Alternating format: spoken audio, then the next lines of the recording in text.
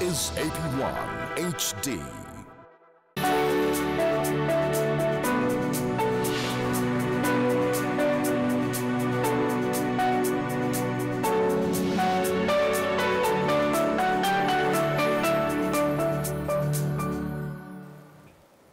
नमस्कार, सुप्रभात र गुड मर्निङ नेपाल। आज साताको पहिलो दिन र गुड मर्निङ नेपाल टोली भन्नु त अलिकति मिलेन। एकछिनपछि हामी टोली जम्मा हुनेछौँ, तर अहिलेलाई पनि म यहाँ सामु आइपुगिसकेकी छु। आज बिहानको कुरा गर्नुपर्दा 5:18 सूर्योदय भएको थियो भने साँझ 6:42 सूर्यास्त हुनेछ। हेर्नुहोस् न, कति लामो भइसकेको छ दिन, र यति लामो दिनमा खासै गर्ने भन्ने कुरा केही पनि छैन, किनकि निषेधाज्ञा जारी भएको छ। अहिलेलाई फेरि सबैभन्दा ठुलो र सबैभन्दा इम्पोर्टेन्ट कुरा नै हाम्रो लागि हाम्रो स्वास्थ्य हो, र यदि हामीले अहिले आफू स्वस्थ रहन सक्यौँ, सङ्क्रमित हुनबाट बच्यौँ, घरबाट बाहिर निस्केनौँ भने नै त्यो नै बुद्धिमानीपूर्वक कुरा हुनेछ र त्यो नै राम्रो कुरा हुनेछ। मैले अस्ति एक्लै प्रोग्राम गर्दाखेरि बिहान उठेर 5वटा टिप्स भनेर यहाँहरूलाई 5वटा टिप्स सेयर गरेकी थिएँ। बिर्सिनु त भएको छैन नि, होइन? त्यस्तै गरेर आज मलाई एउटा इन्ट्रेस्टिङ लागेको कुरा, अलिकति समय छ हामीसँग, मलाई सुनाउन मन लागेको चाहिँ हाम्रो जीवनको, हाम्रो जिन्दगीको एउटा ब्यालेन्स सिट म यहाँहरूलाई खुर्र सुनाउँछु है। हामी जब जन्म लिन्छौँ नि, त्यो जन्मिने त हाम्रो ओपनिङ स्टक भइ नै हाल्यो, त्यो त सिम्पल कुरा। त्यस्तै गरेर हामीसँग आउने चिजहरू, यो जीवन, हाम्रो जीवनभरि आउने कुराहरू चाहिँ हाम्रो क्रेडिट भयो। त्यस्तै गरेर हामीसँग जाने, हाम्रो जीवनभरिको क्रममा हामीसँगबाट जाने कुरा डेबिट भयो भने हाम्रा साथीभाइहरू यी के भयो होलान्? यी चाहिँ हाम्रा एसेट्स, यानि कि हाम्रा सम्पत्ति। त्यस्तै गरेर हाम्रा नराम्रा लतहरू हुन्छन् नि, चुरोट रक्सी पिउने, रक्सी पिउने अथवा कुलतमा लाग्ने, यी सबै कुराहरू चाहिँ के भयो त? यी ब्याड ह्याबिट्स हाम्रो जिन्दगीको, त्यो चाहिँ हाम्रो लायबिलिटिज भयो है। त्यस्तै गरेर जति खुसी हुन्छौँ हामी हाम्रो जीवनमा, त्यो हाम्रो प्रफिट, यानि कि त्यो हाम्रो जीवनको नाफा भयो भने हाम्रा जुन दुःखहरू पर्छन्, हामीलाई, हामी दुःखी हुन्छौँ, त्यो चाहिँ लस भयो। त्यस्तै गरेर हाम्रो आत्मा भन्छौँ नि, हामी सोल, जुनलाई एकदम आत्मालाई क्लिन राख्नुपर्छ भन्छौँ, हाम्रो आत्मा भनेको चाहिँ हाम्रो गुडविल भयो भने हाम्रो मुटु, हाम्रो हार्ट चाहिँ हाम्रो अचल सम्पत्ति, यानि कि फिक्स्ड एसेट्स चाहिँ हाम्रो हार्ट भयो है। त्यस्तै गरेर हाम्रो बानी बेहोरा, हाम्रो क्यारेक्टर चाहिँ हाम्रो पुँजी, यानि कि क्यापिटल भयो भने जुन हामीसँग नलेज, हामीले आर्जन गरेको ज्ञान हुन्छ नि, त्यो चाहिँ हाम्रो के होला त? भन्नु त, के होला हाम्रो हामीले आर्जन गरेको हाम्रो ज्ञान? थाहा भएन? यो चाहिँ हामीहरूको लगानी भयो है। हामीले आर्जन गरेको ज्ञान लगानी भयो भने यो चाहिँ सजिलो छ, यहाँहरूलाई पनि गेस गर्न सजिलो हुन्छ। डेप्रिसिएसन भन्छौँ नि हामीले, जुन रासकट्टा भनिन्छ नि, त्यो चाहिँ हाम्रो जीवनमा यसो हेर्दाखेरि डेप्रिसिएसन के होला जस्तो लाग्छ यहाँहरूलाई? ठिक भन्नुभयो, हाम्रो उमेर जुन बढ्दै जान्छ नि, त्यो चाहिँ हाम्रो जीवनको डेप्रिसिएसन भयो भने यो सबै हाम्रो जीवनशैलीको ब्यालेन्स सिटलाई मेन्टेन गरिदिने अडिटरको होला? भन्नु त? हाम्रो जीवनको हिसाब किताबको अडिटर भगवान है। ल लास्टमा जसरी मैले ओपनिङ स्टकबाट सुरु गरेकी थिएँ, हाम्रो क्लोजिङ स्टक चाहिँ के होला त? हाम्रो मृत्यु, यानि कि त्यो चाहिँ क्लोजिङ स्टक हो। बिहान बिहानै ल मैले यहाँहरूलाई हाम्रो जीवन शैलीको एउटा छोटो ब्यालेन्स सिट नै यहाँहरूलाई प्रस्तुत गरेँ, र फेरि पनि मैले अस्ति भने नि 5वटा चिजहरू बिहान उठ्न बित्तिकै सम्झिनुपर्ने 5वटा टिप्स भनेर छोटकरीमा भनेकी थिएँ। यो चाहिँ फेरि यहाँहरूलाई होमवर्क है। म नेक्स्ट टाइम आउँदाखेरि के थिए त त्यो टिप्स भनेर फेरि सोध्नेवाला छु। यदि ला मैले त हेर्न पाइनँ अथवा बिर्सेँ भन्नुभयो भने युट्युबमा गएर हाम्रो पुरानो कार्यक्रमहरू पनि हेर्न सकिन्छ। तर अहिलेलाई भने कुराकानी गर्दा गर्दै हेल्थ एन्ड वेलनेसमा जाने बेला भइसकेको छ। आज हेरौँ हेल्थ एन्ड वेलनेसमा के रहेछ, त्यसपछि फर्केर म आउने नै छु यहाँहरूसम्म।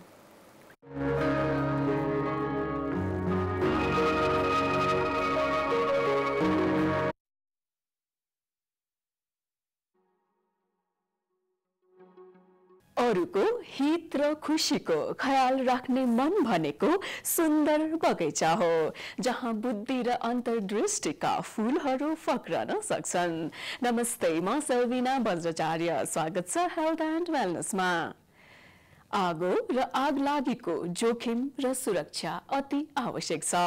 आगलागी हुने विभिन्न कारणहरूबाट सतर्क रहन र यसबाट आफूलाई सुरक्षित राख्न विभिन्न उपायहरू जान्न जरुरी हुन्छ। कुनै पनि ठाउँमा आगलागी भएको खण्डमा आफैले आगोसँग जबरजस्ती लड्नुहुन्न। यसबाट लड्ने अरू विभिन्न प्रक्रियाहरू छन्। हरेक घरमा र कुनै पनि ठाउँमा फायर एक्सटिङ्ग्विसर अर्थात् आगो निभाउने यन्त्र राख्न जरुरी हुन्छ। यसले आगलागी हुनबाट बचाउँदछ। साथसाथै आगलागी हुने बित्तिकै 101 मा फोन गरी तुरुन्तै अग्निशमन सेवा अर्थात् दमकललाई बोलाइहाल्नु पर्दछ। 65% आगलागी इलेक्ट्रिक सर्ट सर्किट यानि विद्युतीय गडबडीले हुने गर्छ।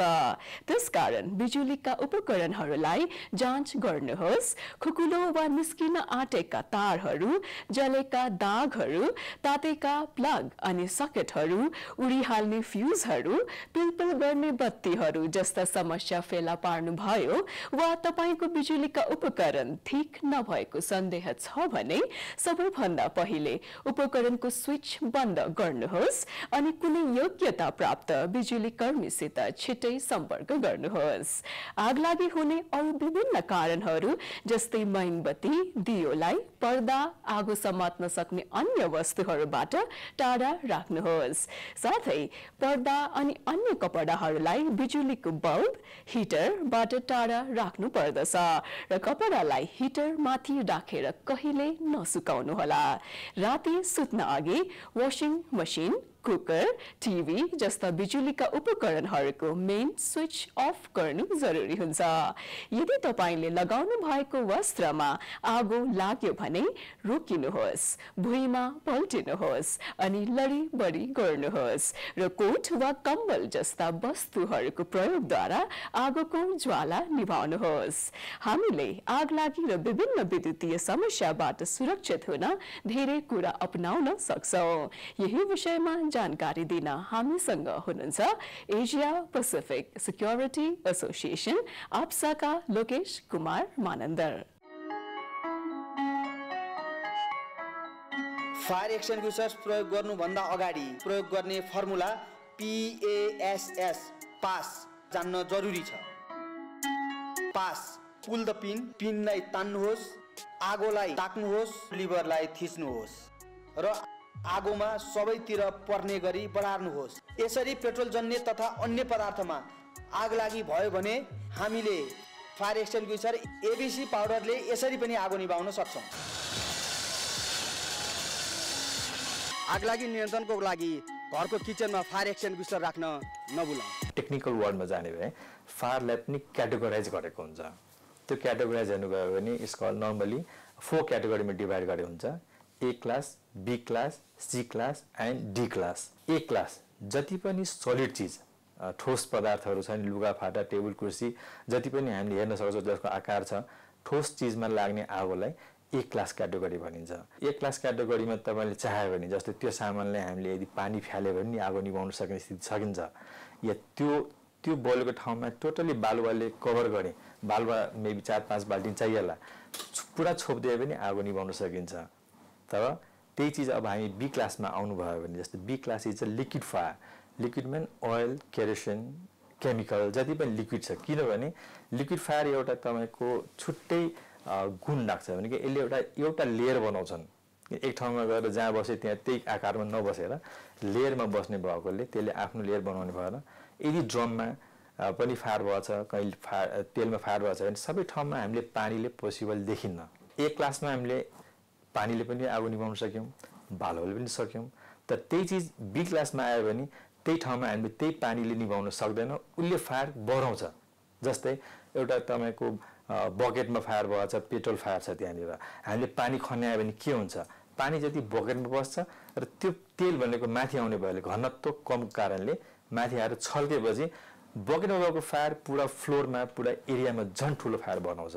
सो त्यतिखेर हामीले पानीले आगो निभाउने होइन झन् ठुलो बढाउने जस्तो देखियो सेम कन्डिसन बाल हाई पनि हुनसक्छ so it's different class of fire यसलाई चाहिँ लिक्विडलाई बी क्लास क्याटेगोरीमा राखेको छ सी क्लास भनेको पुरा क्रिटिकल फायर हो किनभने अब हेर्नुहोस् इलेक्ट्रिक करेन्ट त वास्तवमा के पनि होइन बन्ने चिज त होइन नि बन्ने चिज त त्यहाँ करेन्ट मिटर बक्स हुन्छ जुन तार हामी युज गर्छौँ तारको पिभिसी हुन्छ त्यसैले हिट क्रिएट गरेर हाम्रो कार्पेटहरू जलाउने घर चलाउने काम गर्छन् तर त्यसमा पावर के रहेछ भने हिट सोर्सको नाममा इलेक्ट्रिसिटी र इलेक्ट्रिकलाई हामीले के छुन मिल्दैन र सायद हामी सबैलाई थाहा छ पानी फ्याल्नु हुँदैन त्यसले गर्दाखेरि इलेक्ट्रिसिटीबाट स्टार्टेड फायरलाई हामीले धेरै क्रिटिकलको रूपमा लिन्छौँ र यसलाई निभाउनलाई अलि हामीले गाह्रो पर्न सक्छ हामी विदाउट एनी एक्सटिङ्ग्युसर भनौँ फायर एक्सटिङ्ग्युसर या कुनै टेक्निकली साइन्टिफिक कुनै यन्त्रले भनौँ या सामानले भनौँ र ग्यास फायर जस्तो ग्यास फायर पनि तपाईँको बेस छैन विदाउट बेसको फायर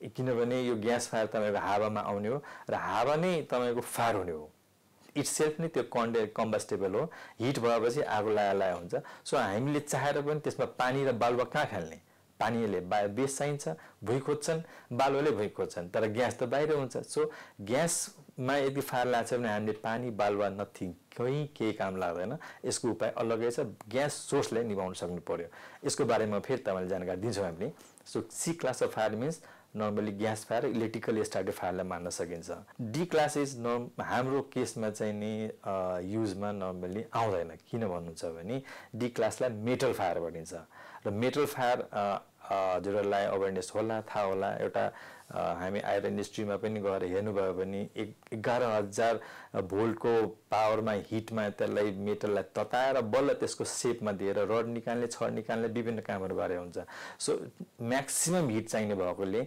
त्यो चाहिँ नर्मली फायर हाम्रो लाइफमा देखिँदैन मेटल फायर यो चाहिँ स्पेसली तपाईँको माइन्सहरू त्यो पहाडभित्र पहाडलाई गलाएर तताएर फायर गराएर निकाल्नुपर्ने भएको हुनाले त्यो केसहरुमा काम लाग्छ तर यो डी क्लास फायर भनिन्छ र यसको लागि उपयोग यसको एक्सटिङ्ग्युसर पनि छन् भन्नाले डी क्लास फायर भएको मेटलले नि फेरि हिट एब्जर्ब गरेर निभाउने कन्डिसन गर्नुपर्ने हुन्छ सो नर्मली हाम्रो लाइफमा चाहिँ देख्नु पर्दैन एक्सटिङ्ग्युसर राखे कसरी गर्ने भन्ने कुरा जरुरी छ यो पिन हो यो पिनलाई हामीले जोडले तान्ने अहिले तानिँदैन भने यो सेफ्टी सिललाई ब्रेक गर्ने भाँच्यो भने पिन निस्क्यो पिन निकाल्दिने त्यसपछि यसलाई एम गरेर थिच्दिने यो सेफ्टी पिन हेर्नुभयो भने यहाँ पिन छ अहिले थिचे पनि थिचिँदैन यो किन सेफ्टी रूपमा राखेको अनि यसलाई समातेर जहाँ आगो भएको छ त्यो आगोमा एम गर्नुपर्छ सो आगोमा एम गर्नलाई एम पार्ने सो यस पी ए भयो त्यसपछि स्क्विज भने थिच्नु पर्यो थिचेपछि यसले पाउडर निकाल्ने छ त्यो पाउडरले आगोलाई छोप्नु पर्यो इनकेस आगो ठुलो छ भने माथि तल हामीले चाहेअनुसार गर्ने हो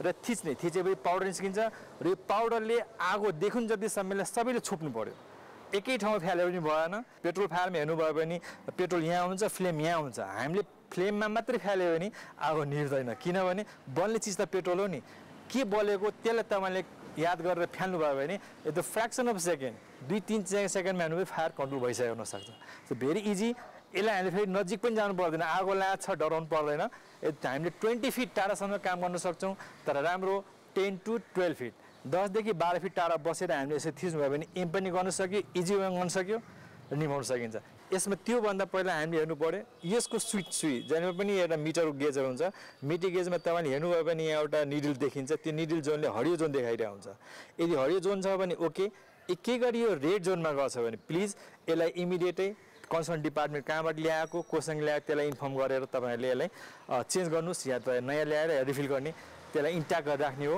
अथेन्टिक एक्सटिङ्ग्युसर के हो भन्ने कुरा याद गर्नु हो सिम्पल हेर्नुभयो भने इट सुड बी इम्बोर्स यो सिलिन्डरको म्यानुफ्याक्चर डेटको यो सबै यहाँ इम्बोर्स गरेर हुन्छ हामीले चेन्ज गर्नु मिल्दैन सो यो चाहिँ प्रिन्टेड हुनुपर्छ यसले याद गर्नु होला इलेक्ट्रिसिटी भोल्टेजको बारेमा भन्नुभयो यसको तल माथिको कारणले पनि मोबाइलहरूमा पनि चार्ज गर्दाखेरि पड्किन सक्ने या कुनै कम्पोनेन्टहरू हाम्रो जल्न सक्ने र जलि पनि रहेछ त्यस्तो पनि हामीले हेरेछौँ हामीले त्यसलाई कन्ट्रोल पार्न सक्ने कन्डिसनहरू छ जस्तो भोल्ट गार्ड सिस्टमहरू हुन्छन् रेसिडेन्समा मेन पावरमै हामीले भोल्ट गार्ड सिस्टम राखिदिनु भयो भने त्यो पनि कन्डिसन हाम्रोमा आउँदैन या कुनै कस्ट भएको या त्यो कम्पोनेन्टहरू छ भने त्यसको लागि सेपरेट भोल्ट गार्ड राख्नु भए पनि एउटा सेफ्टी गार्ड हो यो लिँदा राम्रो कुरा हो नट ओन्ली पावर सकेट हामीले यदिसम्म गरेछौँ कहिलेकाहीँ एउटा पावर सकेट घरमा ल्याएको छ त्यसमा हामीले एक्सटेन्सन कर्ड राख्छौँ त्यहीँबाट हिटर पनि चलाएछौँ त्यहीँबाट रेफ्रिजरेटर लाइन दिदियौँ त्यहीँबाट आइरन बोर्डले पनि हामी चलाउन खोज्छौँ एक्ज्याक्टली त्यही नै हाम्रो फायरको हुन सक्ने चान्सेस र दुर्घटना हुने कारण त्यहीँबाट बन्छन्। एउटा 15 एम्पियरमा तपाईँको 15 एम्पियरको युज गर्ने क्यापेसिटी 3वटा 4वटा युज गरिदिनु भयो एक्सटेन्सन कर्डले। एक्सटेन्सन कर्डको त्यति क्यापेसिटी छ छैन तपाईँले नलेज छैन। लिने बेलामा कति एम्पियरको पावर सकेट हो, कति एम्पियरको एक्सटेन्सन कर्ड हो, हामीले त्यो बुझेर लिनुपर्ने हुन्छ। यदि बुझेर लिए छैन भने दिने त 5 मिनट पनि दिन्छ, हेर्दाखेरि 200 रुपियाँ सस्तो देखियो, तर यसले नराम्रो स्थिति बनाउने भएकोले पावर सकेट पनि 15 एम्पियरमा युज गर्नु पर्यो। त्यो ठुलोको लागि बत्ती बाल्ने र सानो हाम्रो एउटा ड्रायर भनौँ, अब जसरी हेयर ड्रायरहरू छन्, त्यो सानो कम्पोनेन्टहरू त हामीले माथिको फायर म्यापले गर्न सकिन्छ भने ओके, तर त्यही ठाउँमा आइरन बोर्ड आइरन गर्नुपर्ने छ, रेफ्रिजरेटर राख्नुपर्ने छ, हाम्रो राइस कुकर चलाउनु पर्ने छ भने, पक्कै पनि हिटर बाल्नुपर्ने छ भने त्यसको लागि 15 एम्पियरको पावर सकेट नै युज गर्नुपर्ने हुन्छ, 2 पिन युज गर्नु हुँदैन। पावर सकेट जुन हुन्छ, जुन 3 पिन पोइन्टको राखेको जसको पावर सकेट, जो स्विचमा भएको 2 पिनको पाल होइन कि 3वटा पाल भएको ठुलो र सानो मिसाएको हुन्छ, यसको पावर सकेट मेन। त्यो नर्मल्ली वायरिङ गर्ने बेलामा नै त्यसलाई 15 एम्पियर चाहिने पावर हुने गरिकन नै राखेको हुन्छ। राइस कुकर हिटर बाल्नु पर्दाखेरि अलवेज युज पावर सकेट। किचनमा हामी काम गर्दाखेरि यति त सबैलाई थाहा छ कि काम गर्दा गर्दै फायर कुकिङ ओइल हाम्रो धेरै तातो भएर कुकिङ प्यानमा पनि फायर भइरहेको हुन्छ र त्यसलाई हामीले राम्रोसँग कन्ट्रोल गरेन भने त्यही नै एउटा फायर इन्सिडेन्ट कारण बन्न सक्ने गइरहेको छन्। त्यही तातो भएर आगो लाग्यो, त्यसमा चाहिँ अब निभाउनु पर्यो। आतिर के गर्छ, त्यही छेउमा पानी छन्, एक बकेट पानी लियो, मगमा पानी लियो, मगले पानी भाप्दै फालिदियो। प्लिज याद गर्नुहोस्, फ्युल त्यो ओइल फायर हो, ओइल फायरमा पानी राख्यो भने यसले झन् फायर किचनभरि फैलाउँछ। एउटा प्यानमा लागेको आगो पुरा किचनमा आगो लाग्यो, अब यो हामी कन्ट्रोल आउट अफ कन्ट्रोल हुनसक्छ। त्यस कारणले यति याद गरौँ, किचनमा केस आगो लाग्यो भने पानी लिएर हामी नफालौँ, त्यसलाई सके तुरन्तै सक्ने बित्तिकै हामीले ग्यास नब जुन छ मेन रेगुलेटर अफ गरिदिने, ग्यासको मेन रेगुलेटर अफ गर्ने, मेबी इलेक्ट्रिसिटी छ भने इलेक्ट्रिसिटीको लाइन अफ गरिदिने हिटरको, र त्यो प्यानलाई ढक्कन छोप्ने ढक्कन छ भने प्लिज त्यसलाई ढक्कन छोपेर एकछिन छोडिदिनुहोस्। त्यति हामीले गऱ्यो भने हिट त्यसलाई छोप्ने बित्तिकै त्यहाँबाट स्मोक आए जस्तो देखिन्छ र इमिडिएट फेरि खोल्नु पनि हुँदैन। त्यो पनि याद गरौँ, त्यसलाई 1-2 मिनटसम्म छोपिराख्नुहोस्, इमिडिएट नखोल्नुहोस्, अदरवाइज फेरि रिफायर हुनसक्छ। त्यसलाई ढक्कनले छोपिदिनु भयो भने कन्ट्रोल हुन्छ। याद रहोस्, पानी चाहिँ नफालौँ। हामीले प्रेसर कुकरहरू धेरै युज गर्छौँ किचनमा, त्यसको प्रोटेक्सनलाई पनि याद गर्नु होला। कति ठाउँमा यो घटना भइसकेको छ, प्रेसर कुकर ले चाहिँ ब्लास्ट हुने, पर्किने, इन्सिडेन्ट हुने। यसको कारणले गर्दाखेरि कता कता कहिलेकाहीँ ग्यासहरूमा पनि इफेक्ट पर्दाखेरि त्यसले पर्किए प्रेसर कुकर पछि गएर ग्यासमा फेरि फायर लागेर अनकन्ट्रोल हुन्छ, हामी कन्ट्रोल गर्दैन फायर हुन्छ। फेरि पनि भन्न चाहन्छु, प्रेसर कुकरले जहिले पनि युज गर्दाखेरि त्यसको जुन पाल निस्केको हुन्छ, प्रेसर ढक्कनमा त्यो पाललाई जहिले सफा गर्नु पर्यो, पानी वास गर्नुपर्ने हुन्छ।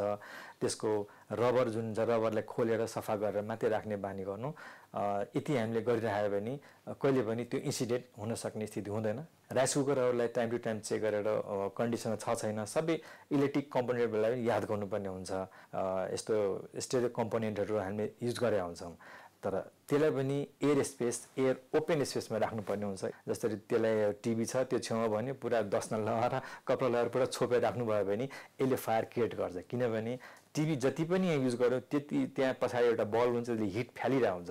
त्यो हिट बढ्दै गयो भने त्यसैले नि फायर हुनसक्छ, टिभी पर्किन सक्छ, मेबी त्यसले छोपेको पेपरमा कागजमा आगो लागेर, कपडामा आगो लागेर ठुलो एउटा इन्सिडेन्ट हुन सक्ने स्थिति हुनसक्छ। कम्प्युटरको सिपियूहरूलाई चाहिँ पुरा कपडाले छोपेर बनाएर त्यसमा किताबहरू राखेर त्यो स्पेसलाई युटिलाइज गरेर आउँछौँ, तर यो गलत हो। कुनै पनि टिभी, कुनै पनि कम्पोनेन्ट जहाँ पनि तपाईँले हेर्नुभयो भने त्यसमा एयर निस्किने ठाउँहरू पालहरू दिइरहेको हुन्छ, बिकज त्यसलाई हावा चाहिन्छ, हावा पास गर्नलाई राखेको हो। त्यसलाई हामीले सफाको लागि या त ठाउँ कम छ भनेर छोपछाप पारेर अरू सामान थप्ने कामहरू गर्नुभयो भने यो नै एउटा इन्सिडेन्टको कारण हुन सक्छ। आगो लागेको खण्डमा तुरुन्तै रेस्क्यू टिम अर्थात् उद्धार टोलीलाई बोलाइहाल्नु पर्छ। हामीले fire alarm system, pre fire alarm, photo electric smoke detector, hit detector जस्ता सेफ्टी डिभाइस अर्थात् सुरक्षा उपकरण राख्दा आगो लाग्नुभन्दा अगावै जानकारी दिएर ठुलो जोखिमबाट बचाउँदछ। हामीले fire blanket, fire jacket, fire सेफ्टीका लागि प्रयोग गर्न सक्छौँ। याद राख्नुहोला, हरेक घर वा पसलहरूमा र अन्य कुनै पनि ठाउँमा फायर एक्सटिङ्ग्विसर राख्न जरुरी छ र यसलाई राखेर मात्र भएन, यसलाई चलाउन पनि जान्नुपर्छ। जस्तो सुकै आगो लाग्ने बित्तिकै दमकल सेवा 101 मा फोन गरी सुरक्षा अपनाइहाल्नुपर्छ। यस्तै उपयोगी विषयवस्तु लिएर भोलि फेरि उपस्थित हुने नै छौँ। हेर्दै गर्नुहोला हेल्थ एन्ड वेलनेस।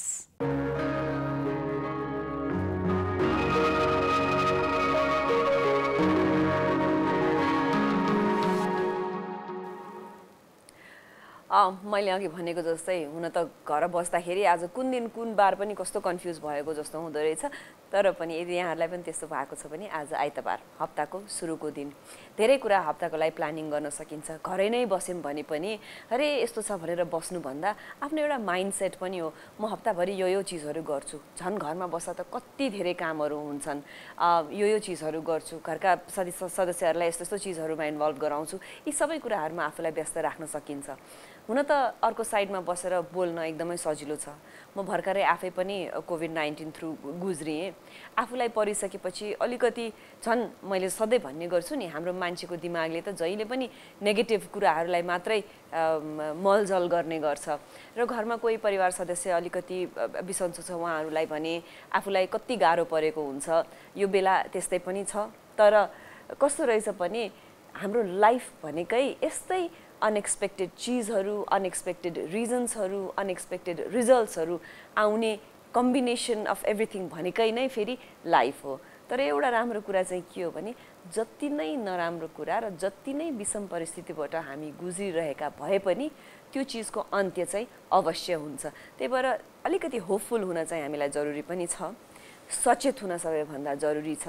कहीँ कहिलेकाहीँ हामीलाई आफ्नै मूर्खाइले गर्दाखेरि पो यति ठुलो रूप लिएको हो कि जस्तो पनि लाग्छ। कहीँ कतै रिस्पोन्सिबल हामी पनि छौँ।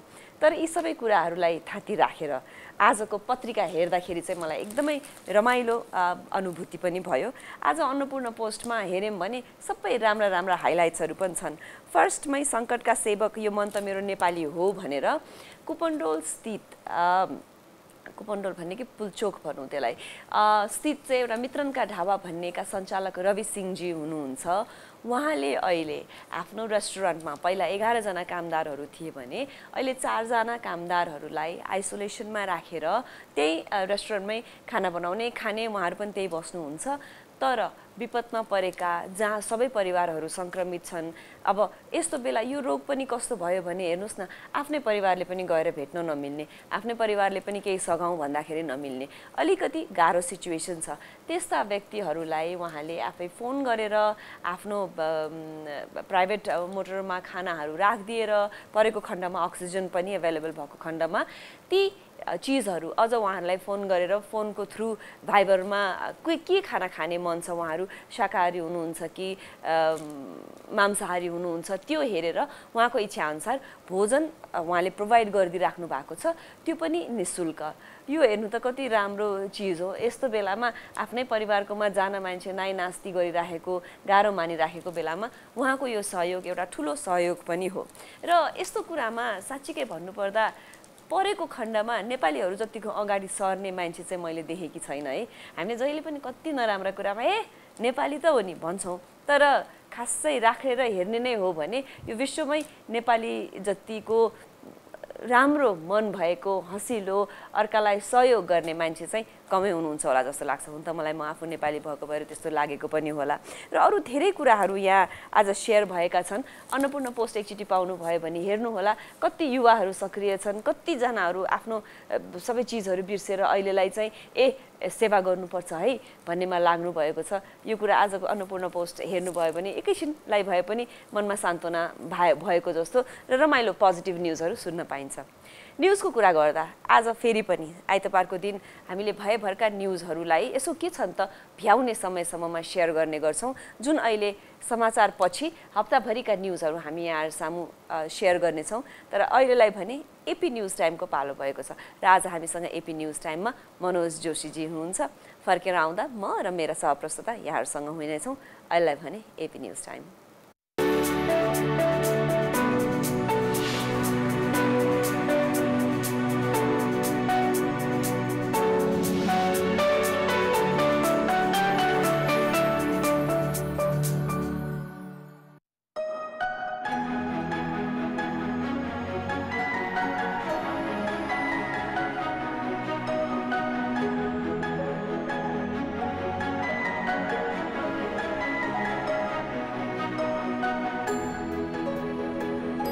अशोक शेरचन, CEO प्रभु बैंक।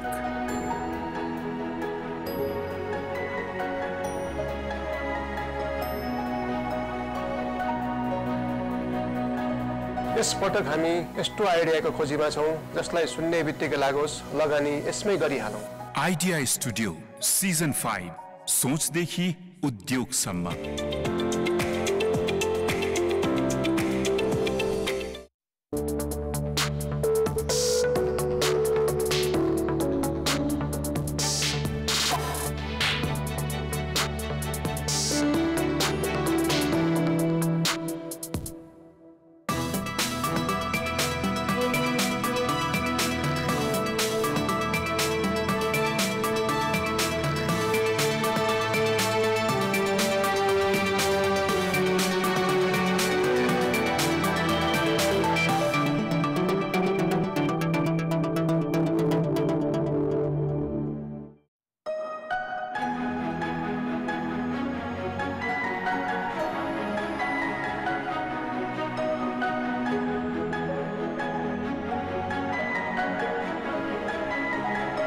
डाक्टर घनश्याम गुरुङ,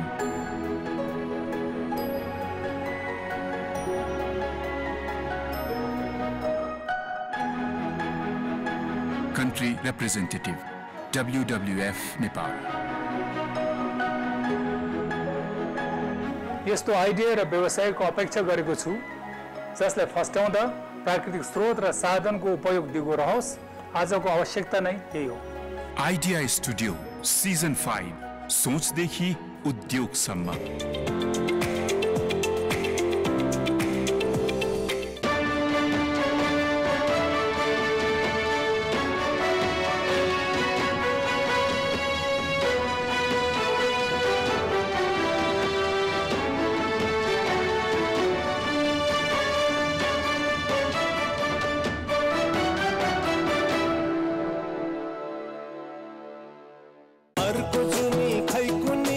कसलाई थाहा छ र खै यही जुनीलाई कोरोनाबाट बचाऊ है। ल है मास्क लगाऊ, सामाजिक दूरी कायम गरेर सेनिटाइजर प्रयोग गरौँ, साबुनले हात धोएर। आफ्नो सानो भुलले गर्दा अरूलाई नि सर्ला, घरमा बालक वृद्धलाई झनै गाह्रो पर्ला। हस्पिटलमा ठाउँ छैन उपचार गर्नलाई, छटपटिँदै बस्नु भन्दा जोगाउँ सबैलाई। हाँस्ने नाच्ने डुल्ने भेट्ने काम हामी पछिल्लै साँचौँ, अहिले चाहिँ हामी कोरोनाबाट बाँचौँ। स्वास्थ्य तथा जनसङ्ख्या मन्त्रालय, राष्ट्रिय स्वास्थ्य शिक्षा सूचना तथा सञ्चार केन्द्र। मेरो देश मेरो Jagadamba cement.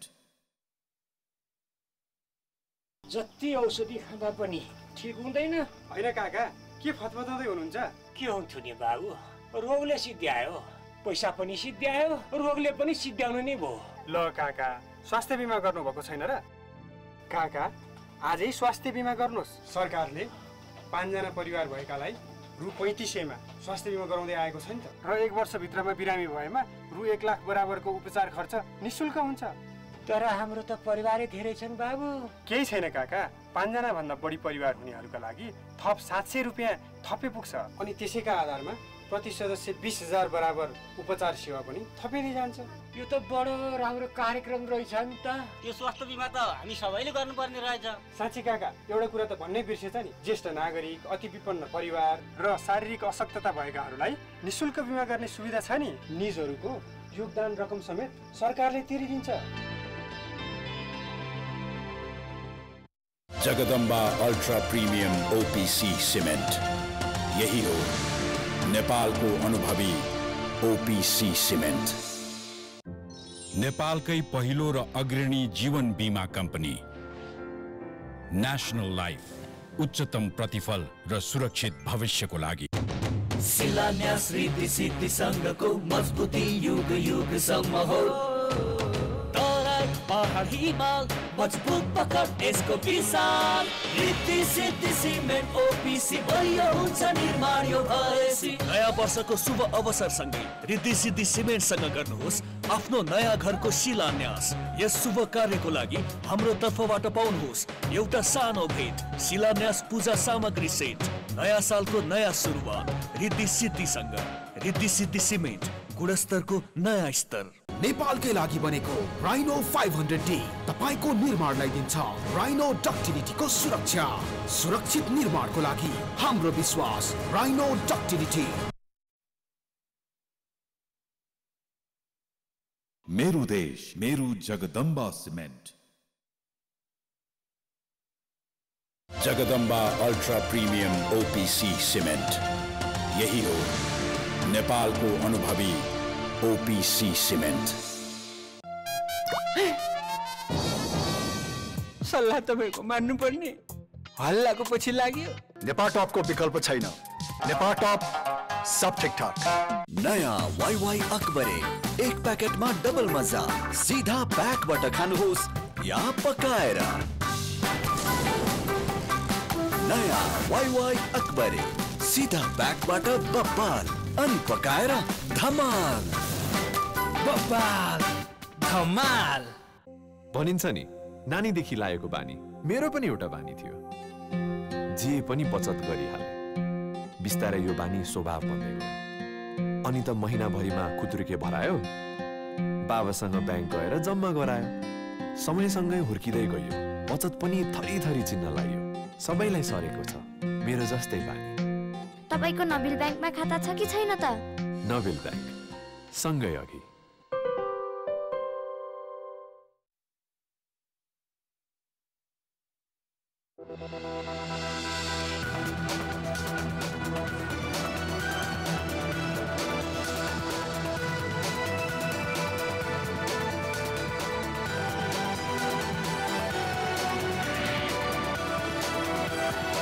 This is AP1 HD. AP1 news time का साथमा विश्वास दिन्छौ प्रभु बैंक, नेपाल फाइनान्स लिमिटेड, नेपालको पहिलो फाइनान्स, कमलादी काठमाडौँ, लुम्बिनी विकास बैंक लिमिटेड, निरन्तर सहयात्रा। आजको जमानाको भरपर्दो पाइप नेपाटप सब ठिकठाक। मोडर्न टेक्निकल कलेज सारेपा Lalitpur, Berger silk breathe easy, glamorous मात्र होइन केयरिङ पनि। माउन्टेन ड्यू, डरको अगाडि जित छ। नेपाल टेलिकमको 4G नै पर्फेक्ट छ। नेपाल टेलिकम, राष्ट्रको सञ्चार। For your home and business, eScan Total Security, #1 choice of digital world.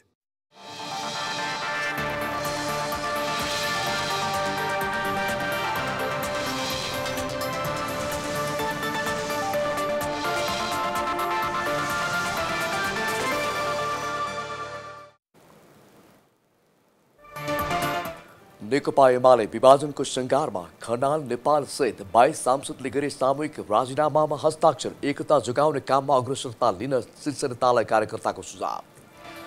महामारी रोकथामका लागि देशका अधिकांश स्थानमा निषेधाज्ञा। काठमाडौँ वितरणे नाकामा विशेष कडाई। संसदमा प्रधानमन्त्री विरुद्ध बहुमत जुटाउने नेपाली कांग्रेसको निर्णय। संवैधानिक परिषद बैठकमा सहभागी नहुन सदस्यलाई देउबा र दाहालको अपिल। अफगानिस्तानको काबुलमा विद्यालय नजिकै विस्फोट, 30 जनाको मृत्यु हुनेहरू अधिकांश बालबालिका। र इङ्ग्लिस प्रिमियर लिग फुटबलमा चेल्सीको जित। शीर्ष स्थानको म्यान्चेस्टर सिटी 2-1 गोल अन्तरले पराजित। जितसँगै चेल्सी तेस्रो स्थानमा। एवं सिमेन्ट, भरोसा अटुट सम्बन्धको। It's time for United Cements Break. हरेक निर्माण सामग्रीको महत्त्व दर्शाउँदै युनाइटेड सिमेन्ट्स अब जुट्ने बेला हो। हुलास ड्युरा कलर अरूभन्दा 3 गुणा बढी विश्वसनीय, प्रतिरोधात्मक र टिकाउ हुन्छ। 3 गुणा बढी टिक्छ। हुलास भए अरू किन खोज्ने? नहीं माया पहिला तिमी राख, पहिला तिमी। क्या माया छ, क्या गर्मी।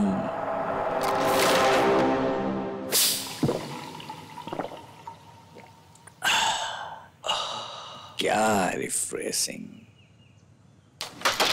क्या शॉट। अरे यति पेप्सी पेन किन राख्दिएको मेरो लागि? यो पनि खाइदिए हुन्थ्यो। क्या साथी? पेप्सी, हर घुट रिफ्रेशिङ, हर घुटमा स्वैग। शिवम सिमेन्ट, भरोसा अटुट सम्बन्धको।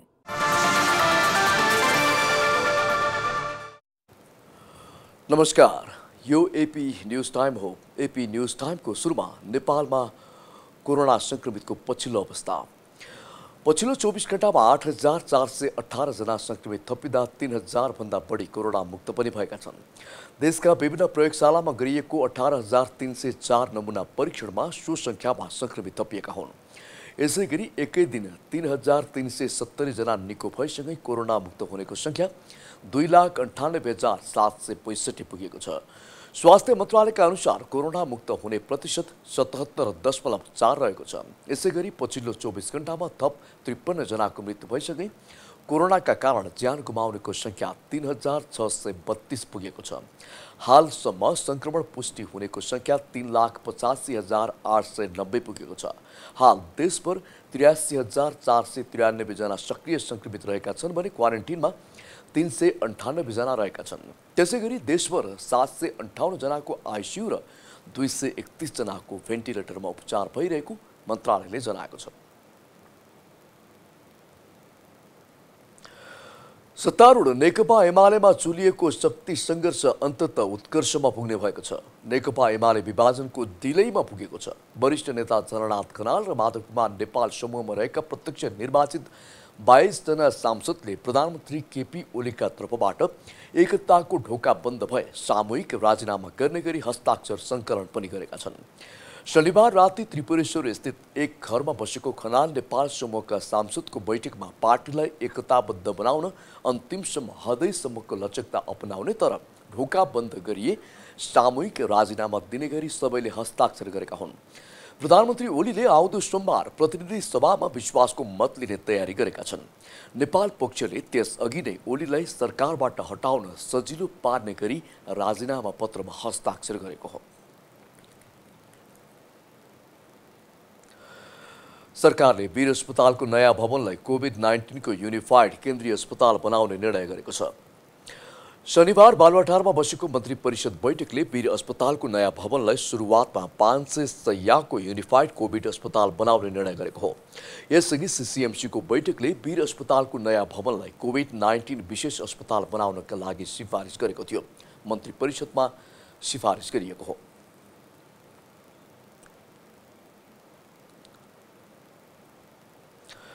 बागमती प्रदेशबाट चुनिने राष्ट्रिय सभा सदस्यको चुनाव रोचक हुने देखिएको छ।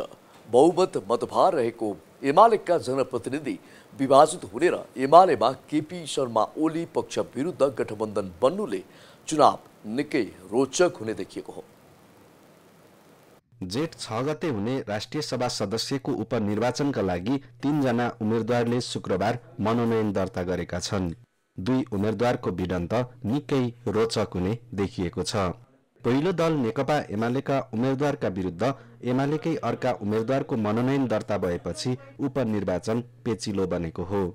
एमालेको आधिकारिक उम्मेदवार गृहमन्त्री समेत रहेका पार्टीका स्थायी कमिटी सदस्य रामबहादुर थापा छन् भने एमालेकै नेपाल खनाल निकट मानिने डाक्टर खिमलाल देवकोटा स्वतन्त्र हैसियतमा कांग्रेस माओवादी केन्द्र र जसपाको गठबन्धनका साझा उम्मेदवार बनेका छन्। शुक्रबार उम्मेदवारी दर्ताका क्रममा दुवैले सहज जितको दाबी गरे। हाम्रो पार्टीको 5130 मत छ। यसकारणले यो मतले नै के स्पष्ट गरेको छ भने यो निर्वाचनमा मेरो विजय चाहिँ सुनिश्चित छ। सबै राजनीतिक दलहरूको हैन, विशेष गरी राजनीतिक दलहरूको जुन सहयोग समर्थन पाएको छु र मलाई विश्वास छ सत्तारूढ दल नेकपा एमालेले पनि हैन मलाई सहयोग समर्थन गर्छ भन्ने मलाई विश्वास छ। बागमती प्रदेशमा मतभारको अवस्था हेर्दा नेकपा एमालेको एकल बहुमत हो, तर एमाले भित्रकै अन्तर संघर्षले एमाले कठिन मोडमा पुगेको छ।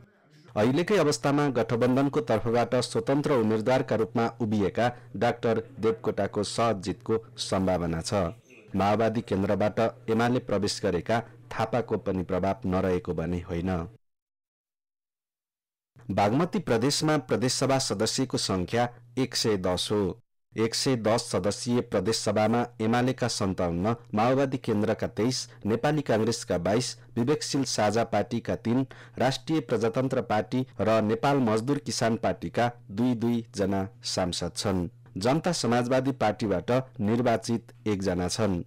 एमालेका 57 जनामा केपी शर्मा ओली पक्षमा 32 र माधव नेपाल पक्षमा 22 जना सांसद प्रदेशसभा सदस्य छन्। यसरी सिधा हेर्दा प्रदेशसभा सदस्यमा 68 सांसद देवकोटाको पक्षमा उभिने देखिन्छ। यता प्रष्ट 32 सांसद नेकपा एमालेको पक्षमा उभिने हो भने देवकोटाको पल्ला भारी रहन्छ। स्थानीय तहका 238 मतदाता मध्ये एमालेको 133 जना, कांग्रेसको 67, माओवादी केन्द्रको 33, राप्रपाको 2, नेमकिपा 2 र जसपाका 1 जना छन्। एमालेको 133 मा ओली पक्ष र माधव नेपाल पक्षमा विभाजित छन्। प्रदेशसभा सदस्य 1 जनाको मत बराबर 48 र स्थानीय तहको प्रमुख उपप्रमुखको 1 मत बराबर 18 गणना हुन्छ। मतभारको आधारमा माओवादी केन्द्र, कांग्रेस र जसपाको साथमा स्वतन्त्र उम्मेद्वार बनेको डाक्टर देवकोटाको पक्षमा भारी अंक प्राप्त हुन्छ, तर थापाको आकलन फरक छ। माओवादी केन्द्रका अधिकांश मत र एमाले भित्रकै नेपाल खनाल पक्षीय मतदाताको मत आफ्नो पक्षमा तान्ने गरी आवश्यक गृहकार्य भएकाले सहज जित हुने थापा पक्षको आकलन छ। राष्ट्रिय सभा निर्वाचन अघि प्रधानमन्त्रीले संसदमा विश्वासको मत लिने भएकाले त्यसको नतिजाले पनि राष्ट्रिय सभाको नतिजा पटाक्षेप गर्नेछ। राजनीतिक ब्युरो AP1। प्रमुख प्रतिपक्षी दल नेपाली कांग्रेसले प्रधानमन्त्री केपी शर्मा ओलीले विश्वासको मत माग्दा विपक्षमा मतदान गर्न सबै दललाई आग्रह गरेको छ। संघीय संसद भवन बानेश्वरमा बसेको कांग्रेस संसदीय दलको बैठकले प्रधानमन्त्री ओलीले राखेको विश्वासको मतको विपक्षमा मतदान गर्ने निर्णय गरेको हो। वैशाख 27 गते प्रतिनिधि सभा बैठकमा प्रधानमन्त्रीले विश्वासको मत लिने कार्यसूची रहेको छ। यसको विपक्षमा मतदान गर्ने र अन्य संसदका दललाई समेत विपक्षमा मतदान गर्न कांग्रेसले आग्रह गरेको छ। प्रतिनिधि सभाको असन्न अधिवेशनमा प्रस्तुत हुने प्रधानमन्त्री श्री केपी शर्मा ओलीमाथि विश्वास छ भन्ने प्रस्तावको विपक्षमा मतदान गर्ने नेपाली कांग्रेसका सदस्यहरूले विपक्षमा मतदान गर्ने तथा नेपाली कांग्रेस नेतृत्वमा वैकल्पिक सरकार निर्माण गर्न पहल गर्ने यो बैठक निर्णय गर्दछ। र त्यसको साथसाथै यो प्रधानमन्त्री केपी शर्मा ओलीमाथि विश्वास छ भन्ने प्रस्तावको विपक्षमा मतदान गर्नका लागि संसदका सबै राजनीतिक दलहरूलाई चाहिँ पनि हामी आग्रह गर्दछौँ, किनकि प्रधानमन्त्री पूर्ण असफल भइसकेका कारणले असफल प्रधानमन्त्रीलाई साथ दिनु भनेको राष्ट्र असफल हुनु हो। त्यस कारणले मुलुकलाई असफलताबाट बचाउनको लागि प्रधानमन्त्री केपी शर्मा ओलीको विपक्षमा मतदान गर्नुहोस् भनेर हामीले सबैलाई आग्रह गरेका छौँ।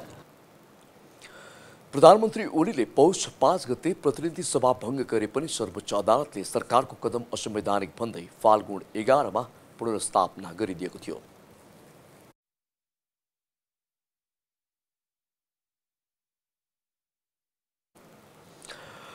एपी न्यूज टाइममा brake.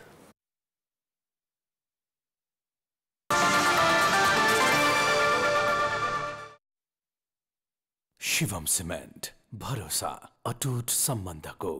It's time for United Cements Break. हरेक निर्माण सामग्रीको महत्त्व दर्शाउँदै युनाइटेड सिमेन्ट्स अब जुट्ने बेला हो। Neha absent ma'am. यति धेरै बच्चाहरू एब्सेन्ट। बिमारी जुन फैलिरहेको छ, एकबाट अर्कोलाई कसरी लड्ने? बिमारीसँग लड्नु छ भने बिमार फैलाउने भाइरससँग लड्नुस्, जुन छुँदाखेरि पनि फैलिन्छ। त्यसैले बारम्बार लाइफ बोय भाइरस फाइटर, यसले भाइरससँग लड्छ र तपाईलाई सुरक्षा गर्छ। संसारकै number 1 selling jump protection soap brand. यो मैदानमा आवाज त्यति बेला खन्किन्छ जब ब्याटले चौका छक्का वर्षा गराउँछ। ब्याट्सम्यानमा स्पिरिट र स्पिडको तालमेलले मात्र रन सम्भव हुन्छ। धन्य छ है नेपाल टेलिकमको 4G, जसले हामीलाई यति दुर्गम ठाउँमा बसेर पनि यो सुविधा दिएको छ, त्यो पनि नन स्टप। नेपाल टेलिकमको 4G नै पर्फेक्ट छ, जसले गर्दा आज मेरो खेललाई नेपालभरि जहाँबाट पनि हेर्न सजिलो भएको छ। नेपाल टेलिकम, राष्ट्रको सञ्चार। वर्ल्डको हर्षको नयाँ वर्ष आयो है, अब एक्स्ट्रा स्पिड त्यही रकममै पायो है। 20,000 बराबरको पानी शुल्क ल्यायो है, हर्षको नयाँ वर्षले खुसियाली छ 700 50 Mbps इन्टरनेटको मजा लिनुहोस्। साथै रु 20,000 बराबरको dual band router, setup box, net TV prime, 10,000 भन्दा बढी ठाउँमा फ्री वाइफाई हटस्पट र इन्स्टलेसन्स तथा वायरिङ सित्तैमा पाउनुहोस्। आकर्षक अफर अन्य प्लानहरूमा पनि उपलब्ध छ। थप जानकारीको लागि वर्ल्डलिङ्कको वेबसाइट, आफ्नो नजिकैको ब्रान्च अथवा वर्ल्डलिङ्कको कल सेन्टरमा सम्पर्क गर्नुहोला। छिटो भनेकै वर्ल्डलिङ्क। म्याम, तपाईँ जहिले पनि नेपाल फाइनेन्समै कारोबार गर्नुहुन्छ किन? जहाँ कारोबार गर्दा म ढुक्क हुन्छु। गुणस्तरीय सेवा हाम्रो प्रतिबद्धता। नेपालको पहिलो फाइनेन्स नेपाल फाइनेन्स, सेवामा निरन्तर हामी। मेरो विश्वास, मेरो निरन्तरता। जहाँ कारोबार गर्दा म ढुक्क हुन्छु। Nepal finance limited. तिमी उता हेर्दै लिनुस् दाइ।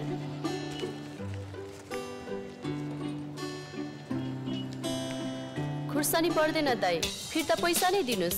2 रुपियाँ खुद्रा भएन बहिनी, थोरै खुर्सानी लानुस् न। होइन, मलाई पैसा नै फिर्ता दिनुस्। नभएको 2 रुपियाँ कहाँबाट ल्याउनु बहिनी?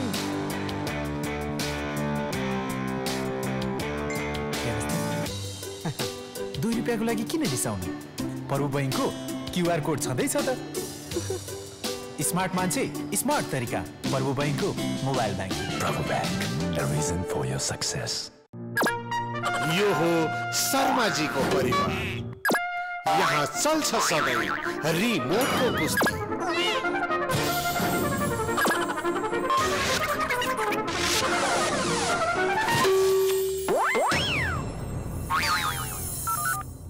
हेलो प्रभु। प्रभु टिभी।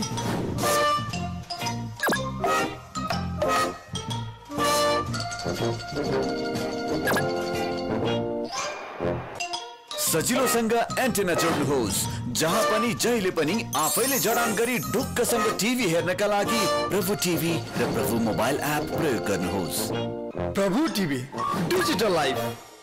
शिवम सिमेन्ट, भरोसा अटुट सम्बन्धको। अब बाँकी समाचार। काठमाडौँमा निषेधाज्ञा लागू भएको 10 दिन बितेको छ। यसअघि लकडाउनका क्रममा कडाई गर्न नसकेको भनेर प्रशासनको आलोचना भएको थियो। अहिलेको अवस्था के छ भनेर बुझ्न हामी नागढुङ्गा पुगेका थियौँ।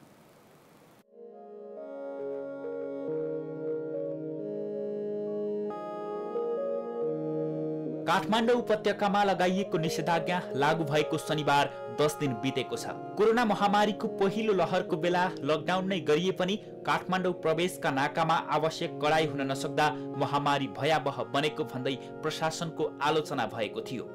अहिलेको अवस्था के छ भनेर बुझ्न हामी शनिबार नागढुङ्गा पुगेका थियौँ। काठमाडौँ उपत्यकाको मुख्य नाका नागढुङ्गा अन्य समय सवारी साधनको चापले थेगिन सक्नुहुन्थ्यो र व्यस्त हुन्थ्यो यो नाका। 50 भन्दा धेरै जिल्लामा पूर्ण तथा आंशिक निषेधाज्ञा लागू गरेसँगै नागढुङ्गा नाका यति बेला सुनसान बनेको देखिन्छ। शनिबार निषेधाज्ञाको 10औं दिन। यसपटक काठमाडौँका नाकामा अघिल्लो लकडाउनको तुलनामा बढी कडाई छ। अत्यावश्यक बाहेकका सेवाहरू बन्द गरिएका छन्। सवारी साधनको सञ्चालन रोकिएको छ भने सर्वसाधारणको हिडडुलमा पूर्ण रूपमा रोक लगाइएको छ।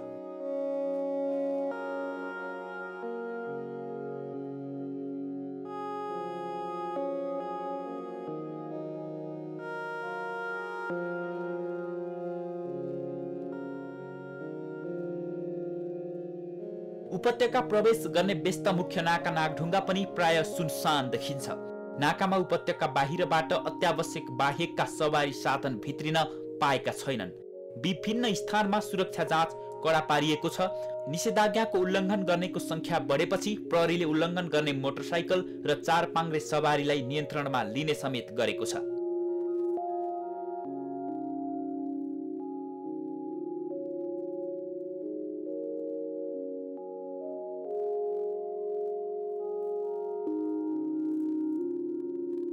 त्यस्तै अत्यावश्यक काम बाहेक बाहिर निस्किनेलाई केही समय होल्डिङ सेन्टरमा राखेर छोड्ने गरिएको छ। अत्यावश्यक खाद्य सामग्रीका पसल, व्यवसाय, डिपार्टमेन्ट स्टोर बिहान 9 बजेसम्म मात्र खुला गर्न पाइने भएपछि निषेधाज्ञा लम्बिँदै र महामारी बढ्दै जाँदा आवत जावत र चहल पहल पनि घटेको छ। नेपालमा नयाँ भेरिएन्टको कोभिड-19 संक्रमण फैलिएको र त्यसको प्रभाव उपत्यकामा बढ्दो रहेकाले अझै सुरक्षा निगरानी बढाउनु पर्ने आवश्यकता महसुस गरिएको प्रशासन बताउँछ। अघिल्लो पटक लकडाउनमा गरिएको भूल यस पटक नदोर्याउनेमा प्रशासन चनाखो बनेको जस्तो देखिएको छ। क्यामेरा पर्सन प्रदीप केसी र कुणाल श्रेष्ठका साथमा चुरामणी खनाल, नागढुङ्गा, काठमाडौँ।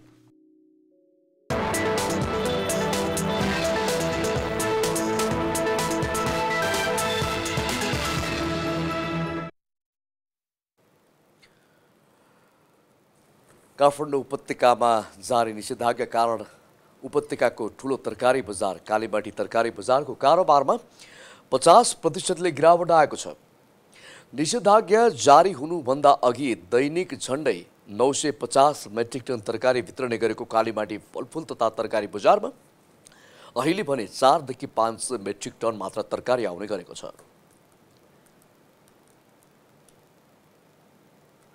सामान्य अवस्थामा 2 देखि 3 करोडको आर्थिक कारोबार हुने बजारमा अहिले तरकारी खरिद बिक्रीको कारोबार र मूल्यमा पनि गिरावट आएपछि आर्थिक कारोबारमा पनि ह्रास आएको तरकारी बजार विकास समितिले जनाएको छ।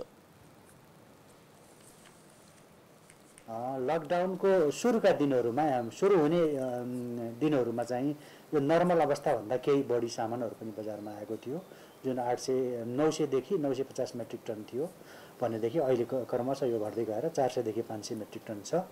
आगमन कम भए तापनि अहिले तरकारीहरूको मूल्य चाहिँ यस थोक बजारमा मूल्य चाहिँ कम भएको अवस्था चाहिँ छ।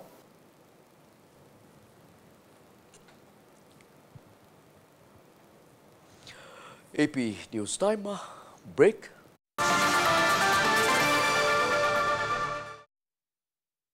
शिवम सिमेन्ट, भरोसा अटुट सम्बन्धको। It's time for United Cements Break.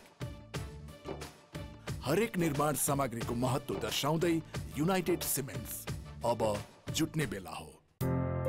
You think, you question, you design, you create, you struggle, you collaborate, you try, you solve, you invent, you reflect. KEC, Kathmandu Engineering College, is where you learn. Admissions open. Shivam cement, भरोसा अटुट सम्बन्धको।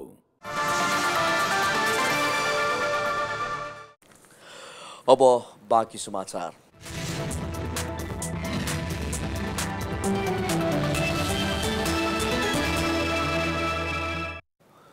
अफगानिस्तानको राजधानी काबुलमा एक विद्यालय नजिकै भएको विस्फोटमा कम्तीमा 30 जनाको मृत्यु भएको छ। घटनामा परेर दर्जनौं घाइते भएको अन्तर्राष्ट्रिय सञ्चार माध्यमले जनाएको छ। बिदाको दिन बिहानै विद्यार्थीहरू भवन बाहिर निस्कने क्रममा सो विस्फोट भएको त्यहाँको सरकारले जनाएको हो। मृत्यु हुनेहरू अधिकांश बालबालिका रहेको समाचारमा जनाइएको छ। सो विस्फोटको घटना तालिबानी आतंककारीले गराएको हुन सक्ने आशंका भए पनि कुनै पनि संगठनले जिम्मेवारी लिएको छैन। अफगान अधिकारीले कारमा मोटार प्रहार गरी विस्फोट गराइएको दावी गरेका छन्।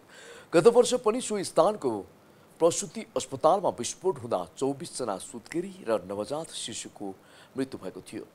अमेरिकाले आफ्ना सेना फिर्ता लैजाने घोषणा गरिसके अफगानिस्तानमा फेरि हिंसात्मक गतिविधिहरू हुन थालेको अनुमान गरिएको छ।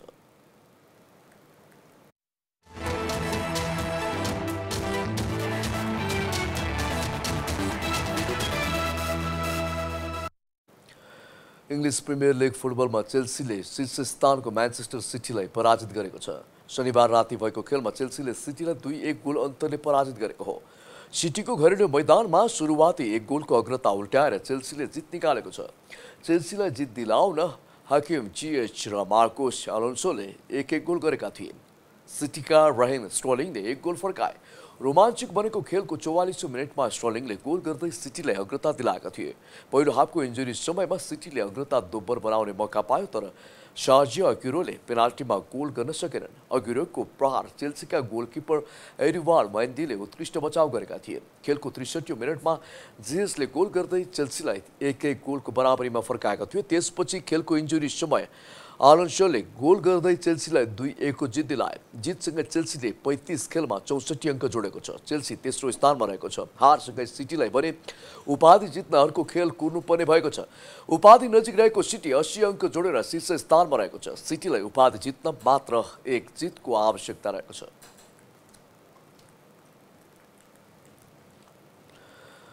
समूह चरणको अन्तिम खेलमा धनगढी एएफसीलाई पराजित गर्दै बुटुवल लुम्बिनी एएफसीले प्लेअफमा स्थान बनाएसँगै नेपाल सुपर लिग एनएसएल फुटबलको प्लेअफ समीकरण पूरा भएको छ। छैटौं चरणको अन्तिम तथा जित्नै पर्ने खेलमा धनगढी एएफसीलाई पराजित गर्दै बुटुवलले चौथो स्थान पक्का गर्दै प्लेअफ पक्का गरेको हो। यो सँगै Dhangadhi, Kathmandu risers, Lalitpur city AFC र बुटुवलले प्लेअफ खेल्नेछन्। अन्तिम तथा महत्त्वपूर्ण खेलमा बुटुवललाई जिताउन खेलको 80औं मिनेटमा सुमन लामाले गोल गरे।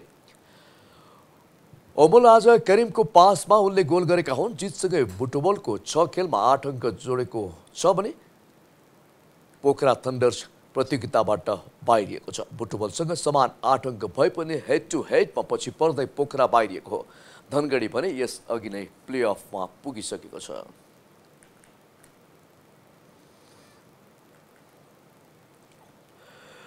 एपी न्यूज टाइमको अन्त्यमा हेडलाइन्स पुनः एकपटक। नेकपा एमाले विभाजनको सङ्घारमा खनाल नेपाल सहित 22 सांसदले गरे सामूहिक राजीनामामा हस्ताक्षर। महामारी रोकथामका लागि देशका अधिकांश स्थानमा निषेधाज्ञा। काठमाडौँ वितरणी नाकामा विशेष कडाई। संसदमा प्रधानमन्त्री विरुद्ध बहुमत जुटाउने नेपाली कांग्रेसको निर्णय। संवैधानिक परिषद बैठकमा सहभागी नहुन सदस्यलाई देउबा र दाहालको अपिल। अफगानिस्तानको काबुलमा विद्यालय नजिकै विस्फोट, 30 जनाको मृत्यु हुनेहरू अधिकांश बालबालिका।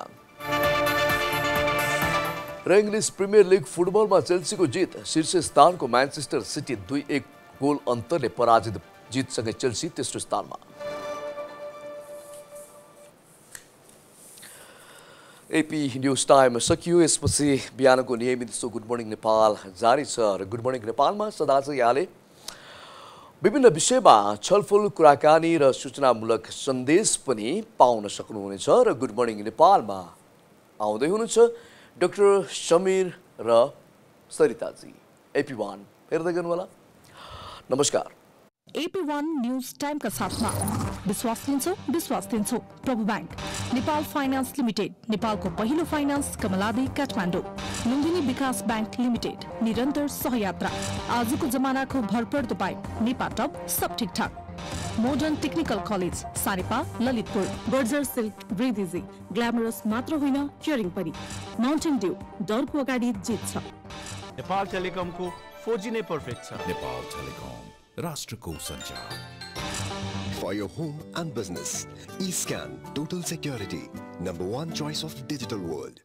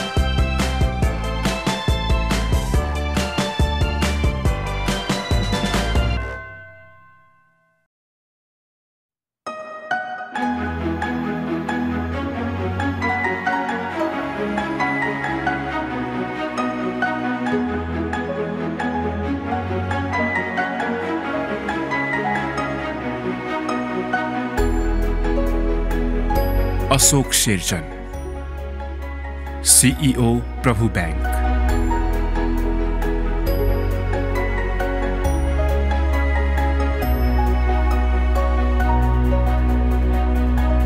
यस पटक हामी यस्तो आइडियाको खोजीमा छौं जसलाई सुन्ने बित्तिकै लागोस् लगानी यसमै गरिहालौं। आइडिया स्टुडियो सिजन 5, सोचदेखि उद्योगसम्म।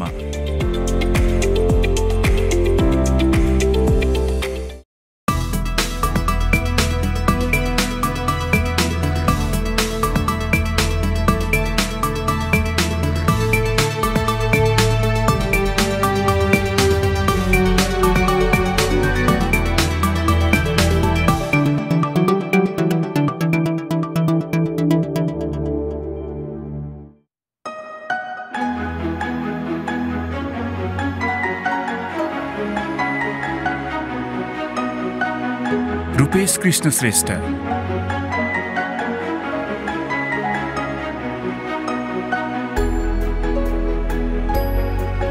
co-founder and knowledge director, Idea Studio Nepal. आदर्श आइडिया त्यो हो जुन सोचदेखि उद्योगसम्म आइपुग्दा विस्तृत र परिष्कृत हुँदै जान्छ। मलाई विश्वास छ यस पटक आइडिया स्टुडियो सिजन 5 मा यस्तै आइडियासँग काम गर्न पाइनेछ। आइडिया स्टुडियो सिजन 5 सोचदेखि उद्योगसम्म।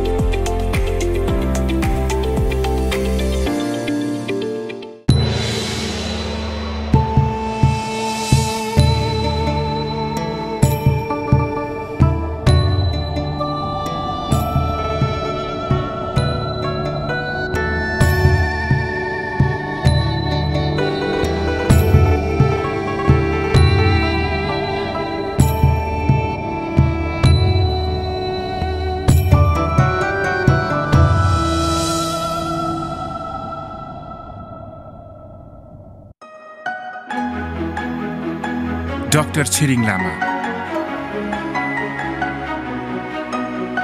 Executive Chairperson, Co-founder, Idea Studio Nepal. भनिन्छ तपाईको दिमागमा आउने आइडियाहरू 1 देखि 10 नम्बरसम्म साधारण हुन्छन्, तर 11 नम्बरको आइडियामा दम हुन्छ। सिजन 5 मा म त्यस्तै आइडियाको खोजीमा छु। आइडिया स्टुडियो सिजन 5 सोचदेखि उद्योगसम्म।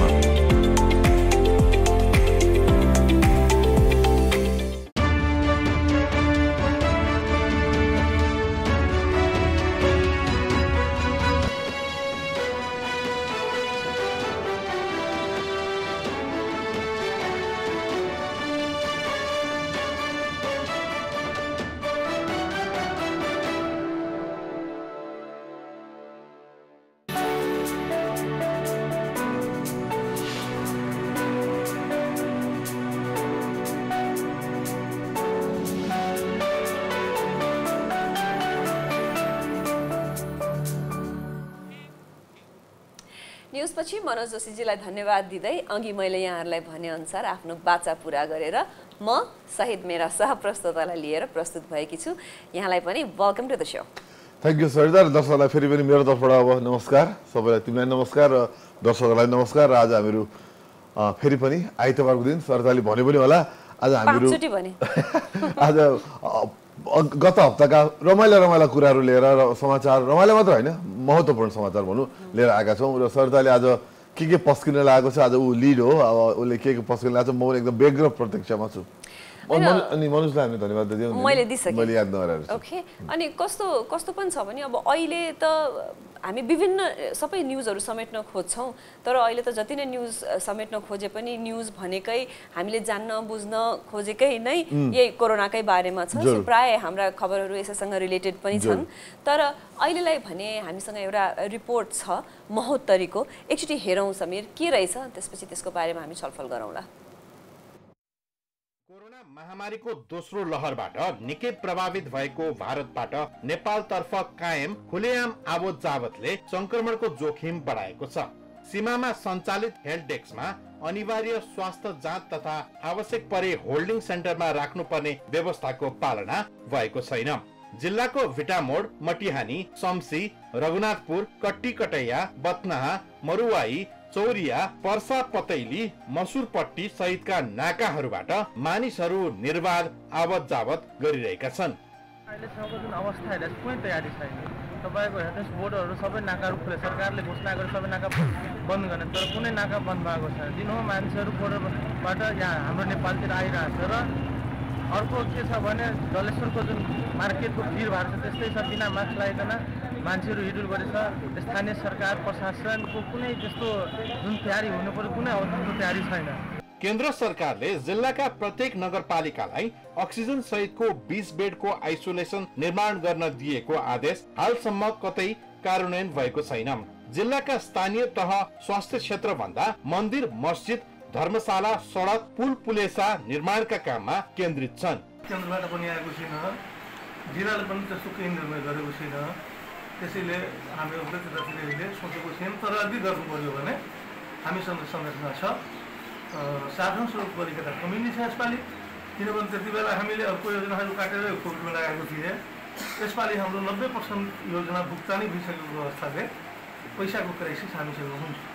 भारतसँगका नाकामा स्वास्थ्य जाँच, होल्डिङ, क्वारेन्टाइनका कार्यविधि पालना नहुँदा जिल्लाभर संक्रमणको सन्तास बढेको छ। महोत्तरीका विभिन्न नाका भएर दैनिक 2000 भन्दा बढी भारततर्फ ओहोर दोहोर गर्ने गरेका छन्।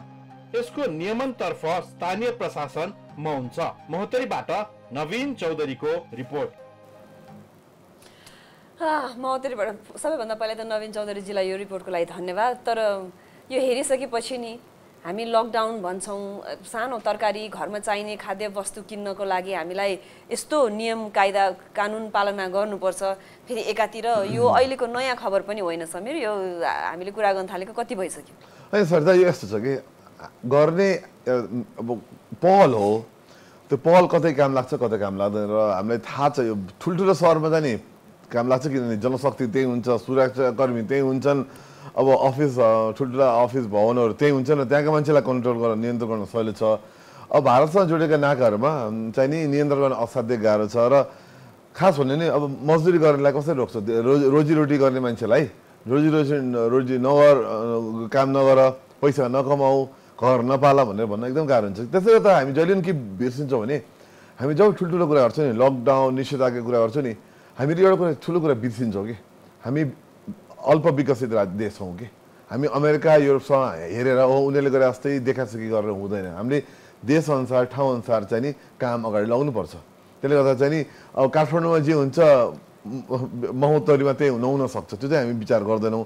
त्यसले गर्दा त्यही अनुसारले नै राज्यले व्यवस्थाहरू चाहिँ गर्नुपर्छ जस्तो मलाई लाग्छ। होइन, हुन त हामीले अहिले एउटा नाकाको यहाँलाई देखायौँ, तर हरेक नाकाका स्टोरिजहरू एउटै नै छन्। र अर्को एउटा कुरा कहिलेकाहीँ मलाई आफैलाई पनि चित्त नबुझ्ने, हामी यहाँ बसेका भनौँ अथवा अलिकति एक हिसाबको अरू कुनै सम्पन्न वर्ग भनौँ या पढे लेखेकाहरू भनौँ, उहाँहरूले पनि कहिलेकाहीँ सोसियल मिडियाहरूमा हेऱ्यो भने एकदम पर्फेक्ट खोज्नुहुन्छ कि यो देशमा यस्तो भयो, यहाँ यस्तो भएन, यहाँ यस्तो भयो, किन भएन, यस्तो गरेन, नराम्रो अब भएन भनेर कम्प्लेन गर्दै गर्दा याद छ तिमीलाई पहिलो लकडाउन सुरु हुँदाखेरि पाकिस्तानका प्रधानमन्त्रीले हामीले लकडाउन गर्न सक्दैनौँ किनकि हाम्रो जनताहरूले लकडाउन गर्यो भने कोरोनाले भन्दा बढी नखाएर मान्छेहरू मर्छन् भनेर भन्नुभयो र त्यसै हिसाबले उहाँ बस्नु पनि भयो।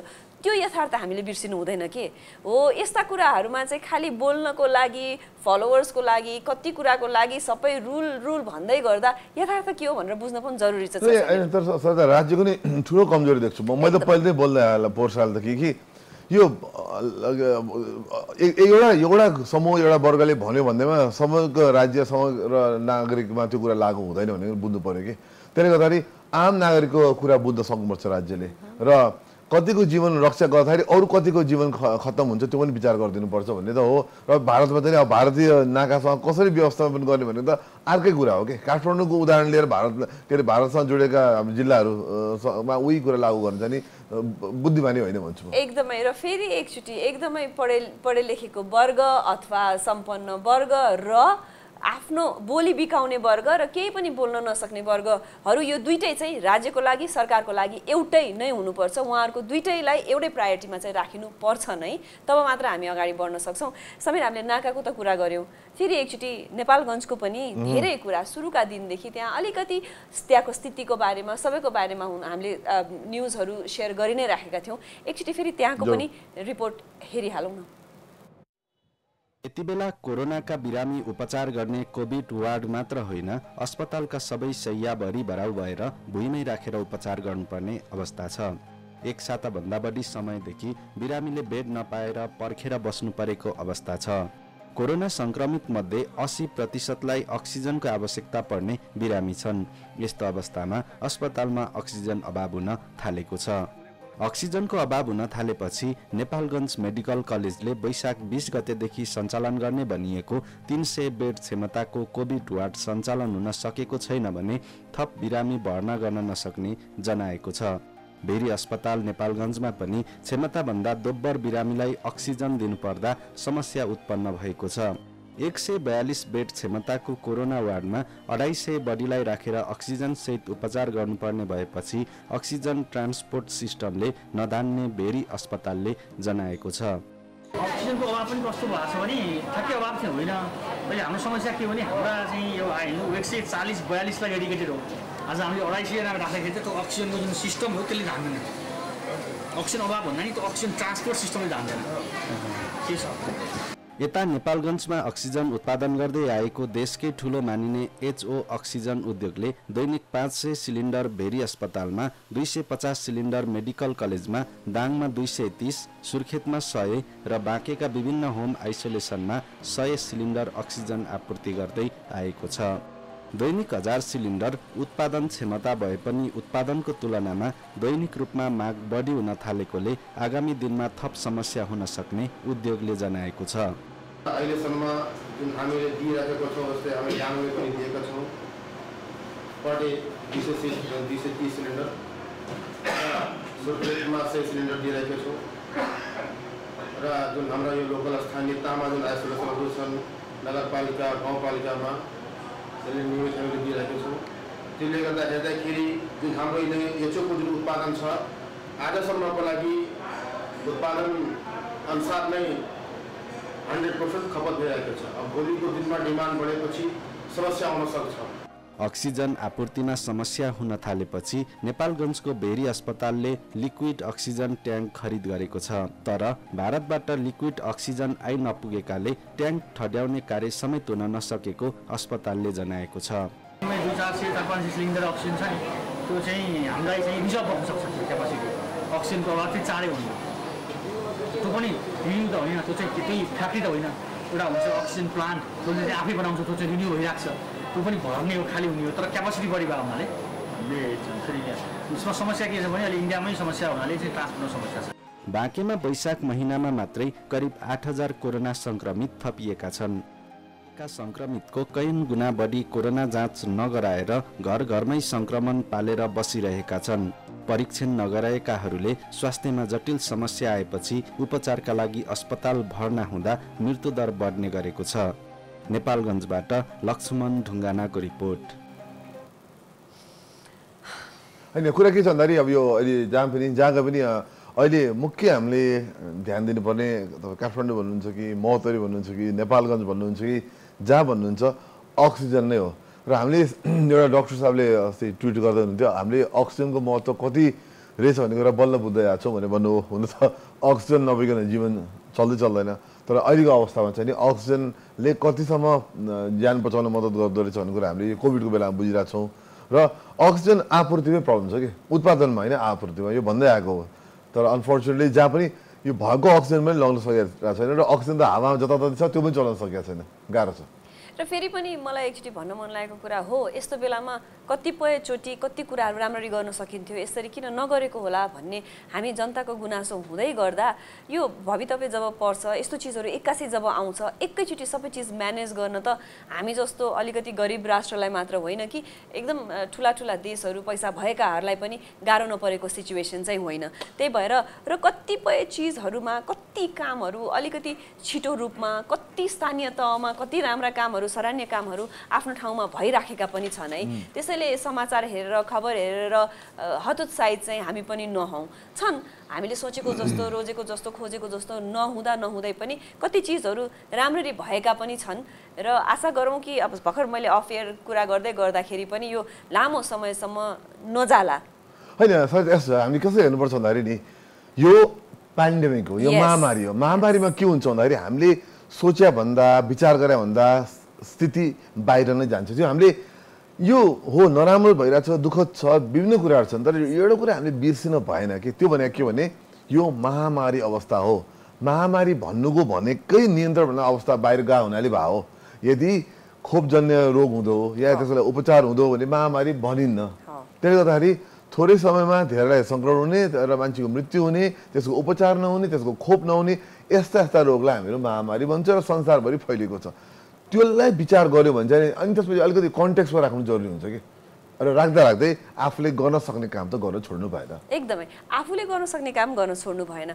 यसमा हाम्रो सबैभन्दा ठुलो मूर्खाइ भनेको के हुन्छ भने हामी भिडभाड क्रिएट गऱ्यौँ, भिडभाडमा गयौँ, मास्क लगाएनौँ, सचेत भएनौँ भने त्यो चाहिँ हाम्रो तर्फबाट मूर्खाइ हुन्छ। अब कति चिजहरू भनेको समयले यसलाई गर्छ र समीर तिमीले भनेको जस्तो कतिपय चिजहरू जब क्राइसिस हुन्छ, जब दुःख पर्छ, तब अपर्च्युनिटी क्रिएट हुन्छ, समाधान हुन्छ र आगामी दिनहरूमा हामीले नै बसेर यही सोमा कुराकानी गर्नेछौँ कि त्यस्तो समय पनि थियो, अहिले अब यसको खोप कति सहज छ, अहिले अब कोही पनि कोरोनाबाट सङ्क्रमित हुँदैन, हामी कति सजिलै मुक्त भयौँ है भन्ने दिन पनि आउँछ कि जरुर आउँछ। र अहिले भारतकै कुरा गरौँ न, भारतमा केस बढे तापनि अब पढ्ने क्रम घट्न थालिसकेको छ।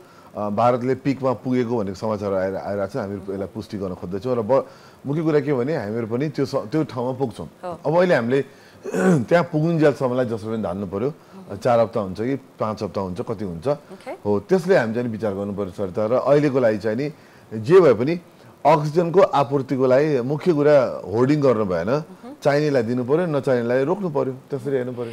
र यस्तै गरेर भर्खरै हामीले अक्सिजनको कुरा गऱ्यौँ, त्यस्तै कोरोनाको औषधिको बारेमा पनि केही टिका टिप्पणी, बहस, छलफल भएको थियो। के रहेछ त्यसको बारेमा एकचोटि हामीसँग एउटा रिपोर्ट तयार भएको छ, एकचोटि हेरौँ न।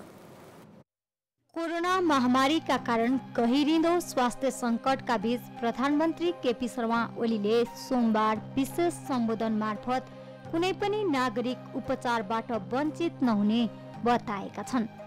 पहिलेको भन्दा अहिले देखिएको संक्रमण निकै घातक भएको बताउँदै प्रधानमन्त्री ओलीले यस्तो अवस्थामा जनताको जीवन रक्षा सरकारको पहिलो प्राथमिकता रहेको बताए।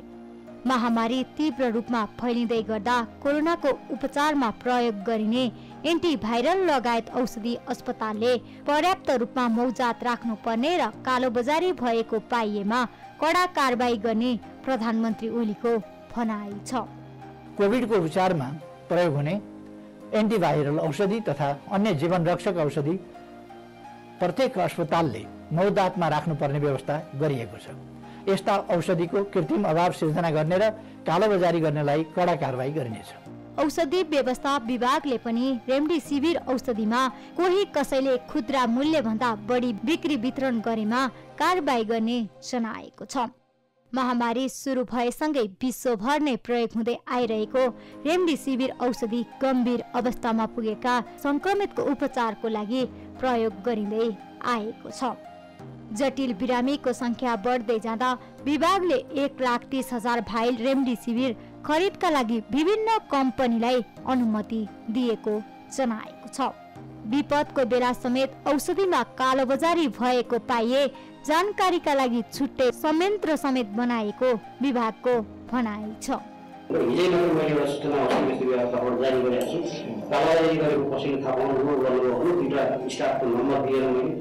औषधि वरिष्ठ औषधि व्यवस्थापकको नम्बर दिएर उहाँलाई तत्काल खबर गर्नुहोला, हामी कारबाही गर्ने अवस्था छ। नेपालले रेमडेसिभिर औषधि भारतबाट खरिद गरिरहे पनि भारतमा संक्रमण नियन्त्रण बाहिर गएपछि खरिदका लागि नै समस्या हुँदै आएको। औषधि व्यवस्था विभागले केही समय अगाडि मात्र रेमडेसिभिर बङ्गलादेशबाट खरिद गर्ने अनुमति दिएको थियो। इबोला महामारीको बेला समेत प्रयोग गरिएको रेमडेसिभिर औषधि कोरोना महामारी सुरु भएसँगै विश्वभर प्रयोग भइरहेको छ।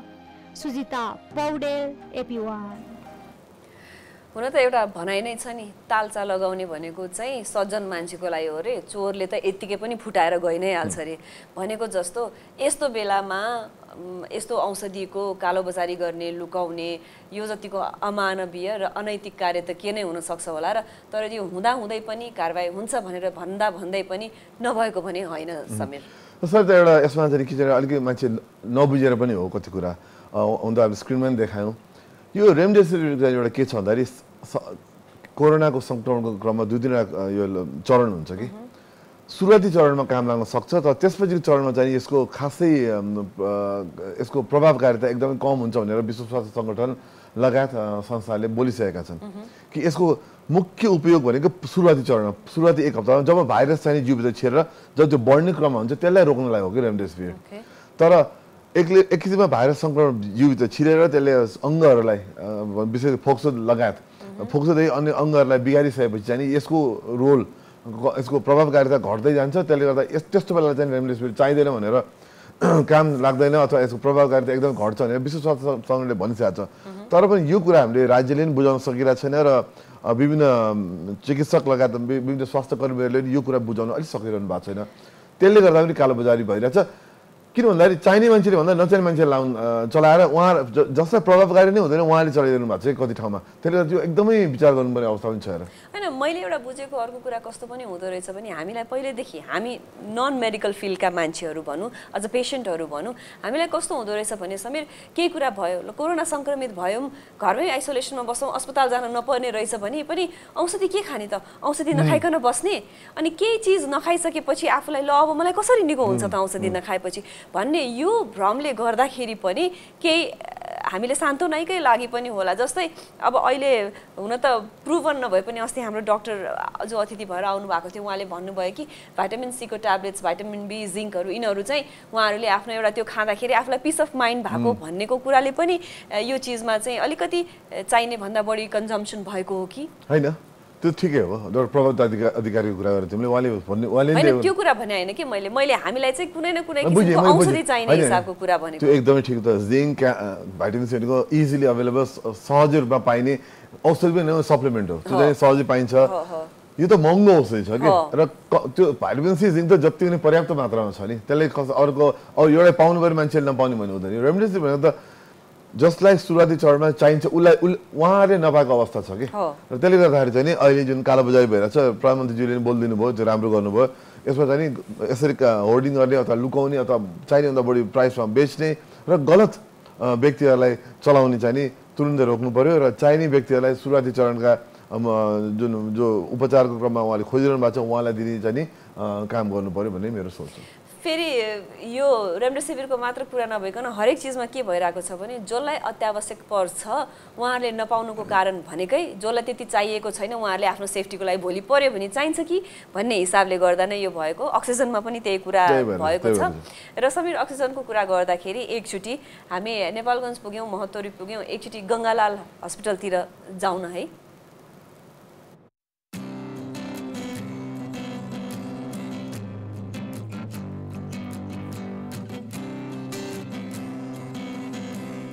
त्यो बेलामा थाहा थिएन कि कोरोना आउनेवाला छ भनेर थाहा थिएन। त्यसैले हामीले मुटु रोगीहरूलाई आवश्यक पर्ने कति हो त भन्ने अनुमान गरेका थियौँ। त्यसमा हाम्रो अनुमान के थियो भने त्यतिखेर चाहिँ 90 सिलिन्डर भनेको 47 लिटरको सिलिन्डरको क्यापेसिटी भएको 90वटा जति चाहिन्छ भन्ने अनुमान थियो र त्यही हिसाबले हामीले चाहिँ 130 सिलिन्डर पर डे प्रतिदिनको हिसाबको इन्स्टल गरेका छौँ त्यो प्लान्टलाई र त्यसले चाहिँ अब अहिले कोरोनाको बेलामा त त्यसको आवश्यकता पनि अक्सिजनको आवश्यकता पनि बढ्छ। त्यसैले हामीलाई अहिले चाहिँ चलाउनलाई अक्सिजनको गाह्रो पर्दैन हाम्रो अस्पताललाई चलाउनलाई। हाम्रो क्यापेसिटी 239 बेड हो। अब यदि हामीले यसलाई एक्सटेन्ड गरेर 270 बेड बनायौँ भने त बिरामीहरूलाई आवश्यकता बढ्ने बित्तिकै त नपुग्ने भयो होइन। त्यसैले के भने बिरामीको आवश्यकता अनुसार कति अक्सिजन दिनुपर्ने हो त्यही अनुसार चाहिँ क्षमता चाहिँ तलमाथि हुन सक्छ। हामीलाई अहिले एकदम पिकमा पुग्दाखेरि पनि 130 सिलिन्डरले पुग्ला भन्ने नै आशा गर्न सक्छौँ हाम्रो अस्पताललाई। जस्तै 110 मात्र उपयोग भयो भने 20 सिलिन्डर हामीले त्यसलाई कुनै सिलिन्डरमा भर्ने सिस्टम हुँदाखेरि चाहिँ भरेर अरू हस्पिटललाई पनि उपलब्ध गराउन सकिन्छ। अहिले चाहिँ उपलब्ध गराएको छैन। अहिले हामीले उपलब्ध गराउन नसकेको कारण के हो भने जुन फिलिङ सिस्टम हुन्छ जुन सिलिन्डरमा भर्ने सिस्टम चाहिँ हाम्रोमा आइसकेको छैन। यो सिस्टममा चाहिँ वायुमण्डलबाट हावा लिन्छ त्यो मेसिनले र त्यसलाई त्यसको टेम्परेचरलाई मिलाउँछ र त्यसपछि एउटा सिस्टममा गइसकेपछि यो वायुमण्डलमा भएको अक्सिजनलाई एकातिर लैजान्छ र त्यसमा भएको सबभन्दा धेरै हुने ग्यास भनेको नाइट्रोजन हो। त्यो नाइट्रोजनलाई फालिदिन्छ जसले गर्दा चाहिँ अक्सिजनको मात्रा जम्मा हुने भयो र त्यो अक्सिजन चाहिँ एउटा सिलिन्डरमा जम्मा हुन्छ र त्यसलाई हामीले अहिले गरिरहेको भने चाहिँ हाम्रो बिरामीहरूसँग पाइपको थ्रुबाट प्रत्येक बिरामीकोमा पुर्याउने काम हामीले अहिले गरिरहेको हो। मैले जो मान्छेले यहाँ इन्स्टल गर्नुभएको अथवा जुन कम्पनीको थ्रुबाट इन्स्टल भएको त्यो कम्पनीले 18वटा मेसिन 18 यस्तो सिस्टम नेपालमा जडान गरिसकेको र हाम्रो यो चाहिँ हामीले 5 वर्षको वारेन्टीमा लिएको हो र त्यो हुनाले त्यसमा प्रब्लम नआउनु पर्ने हो। अब जस्तै हामीले 3 दिन भयो रन गरेको तपाईले यसरी सिधै हिसाब गर्दा पनि हुन्छ 90 सिलिन्डर प्रतिदिनको हिसाबले पनि हामीले 270 सिलिन्डर त हामीलाई चाहिएको छैन त्यो 270 सिलिन्डर त अरू हस्पिटलहरूले प्रयोग गर्न पाउनुभयो यो बेलामा, महामारीको बेलामा। त्यो हिसाबले मलाई जस्तो यसले हामीलाई मात्र होइन कि समग्र स्वास्थ्य संस्थाहरूलाई नै अक्सिजनको सप्लाईमा सहयोग पुगेको अनुभव पाउँछ। त्यो हिसाबले पहिले चाहिँ हामीले अक्सिजन कुनै संस्थाबाट कुनै कम्पनीले बनाउँथ्यो कतै, र त्यो चाहिँ सिलिन्डरको रूपमा यहाँसम्म ल्याइन्थ्यो, र हाम्रो एउटा सिस्टमबाट चाहिँ पाइपको थ्रुबाट चाहिँ प्रत्येक बिरामीमा पुर्याउने काम गर्थ्यौँ होइन। अब अहिले चाहिँ हामीले के गर्यौँ भने त्यो प्लान्ट छ, प्लान्टले उत्पादन गर्छ, त्यसले सिधै हाम्रो डेलिभरी सिस्टममा पठाउँछ र त्यहीँबाट प्रत्येक बिरामीमा पठाउने काम यो मेसिनले उत्पादन गर्छ। हाम्रो खर्च भनेको यो मेसिनलाई रन गर्नलाई लाग्ने खर्च हो। अब 5 वर्ष चाहिँ हामीले फुल वारेन्टी लिएको, त्यो बिचमा कुनै किसिमको समस्या आयो भने उहाँहरूले नै बिहोर्नुपर्ने भन्ने सम्झौता भएको छ। अब अहिले हाम्रो लाग्ने खर्च भनेको चाहिँ त्यो अक्सिजन उत्पादन गर्नलाई लाग्ने बिजुलीको जुन छ त्यो मात्र हामीले खर्च गर्नुपर्ने हुनाले मलाई जहाँसम्म लाग्छ धेरै हदसम्म हामीले अक्सिजन किन्नलाई खर्च गरेको खर्च चाहिँ हामीले धेरै हदसम्म बचाउन सक्छौँ।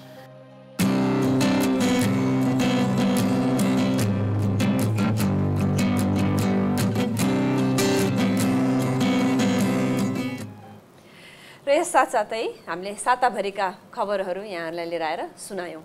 अनि एकदम राम्रो शहीद गङ्गालालको जुन देखियो उहाँको पहल एकदम राम्रो छ, उहाँलाई एकदम धन्यवाद पनि। किनभने अहिलेको अवस्थामा गर्नुपर्ने हो कि गरेर देखाउनु पर्ने कि अब यो छैन ऊ छैन भन्दा ल ठिकै छ, हामी गरेर देखाउँछौँ, हामी आफै बनाउँछौँ भनेर त्यो हिसाबले चाहिँ नि जुन पहल भएको छ त्यो चाहिँ नि एकदम उहाँलाई धेरै धेरै धन्यवाद र एकदमै राम्रो कामको लागि यहाँहरूलाई सबैलाई धन्यवाद। र फेरि एकचोटि मैले अघि भने कि जस्तो कतिपय कुराहरू हामीले भएन भनेर गुनासाहरू गर्दै गर्दा भएका चिजहरू पनि धेरै छन्। आज मैले अघि यहाँहरूसँग सेयर गर्ने मौका पनि पाएँ। अन्नपूर्ण पोस्टकै फ्रन्ट पेज हेर्नुभयो भने कति सकारात्मक कुराहरू पनि छन्। त्यही भएर हामीलाई अलिकति समय चाहिँ टाइम बाई गरेर संयमित भएर र आफू सेफ भएर बसौँ। अहिलेलाई यो जतिको इम्पोर्टेन्ट कुरा अरू केही पनि छैन होला समीर। एकदमै हामी मुख्य कुराले के भने यो पनि पास हुन्छ, यो पनि जान्छ कि यो छेड पनि जान्छ, हामी त्यो बिर्सिरहेको छौँ कि हामी अप्ठ्यारो अवस्थामा पसिरहेको छौँ। अहिले जताततै कोरोना पोहोर साल पनि यो समय कोरोना भनेर थियो। यो वर्ष पनि हाम्रो आशा थियो कि अब यसबाट हामी निक्लिन्छौँ भन्ने थियो, तर खोपको मामिलामा हामीहरू निकै नराम्रोसँग फस्यौँ।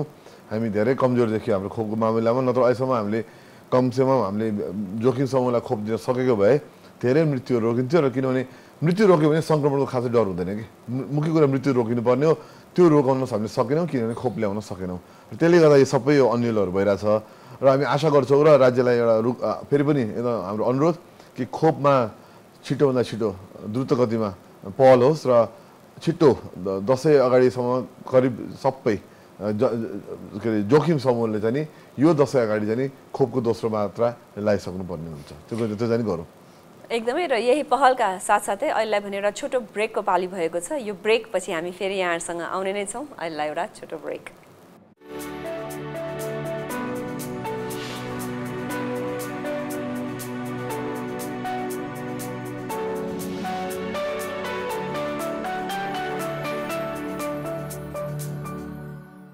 फेयर एन्ड लभलीको नयाँ नाम अब glow and lovely.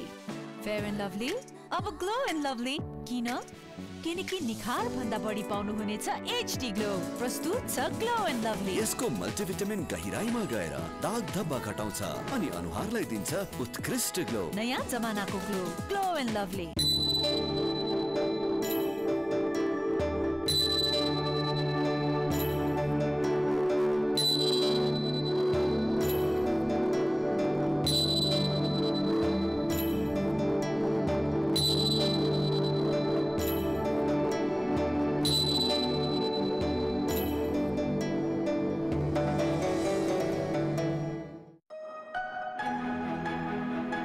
Dr. Chiring Lama,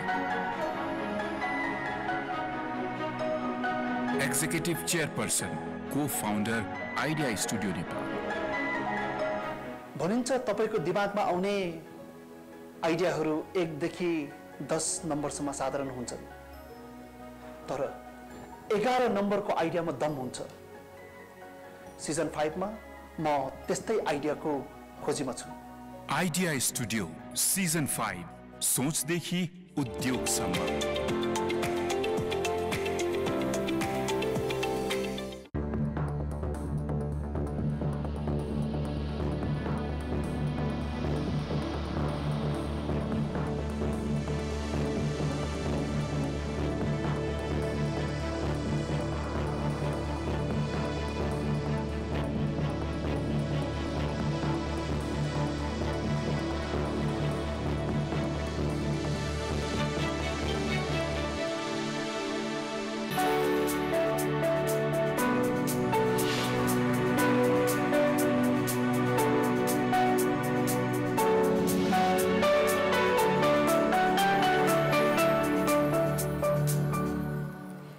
छोटो ब्रेक पछि पुनः स्वागत छ गुड मर्निङ नेपालमा। र अहिले वेदरको कुरा गर्नु पर्दाखेरि ब्युटिफुल मर्निङ, साँझ इभिनिङमा पनि मिठो हल्का ब्रिज, कस्तो रमाइलो वेदर छ। मैले जान्ने चाहिँ त्यति मात्रै हो समीर, हैन?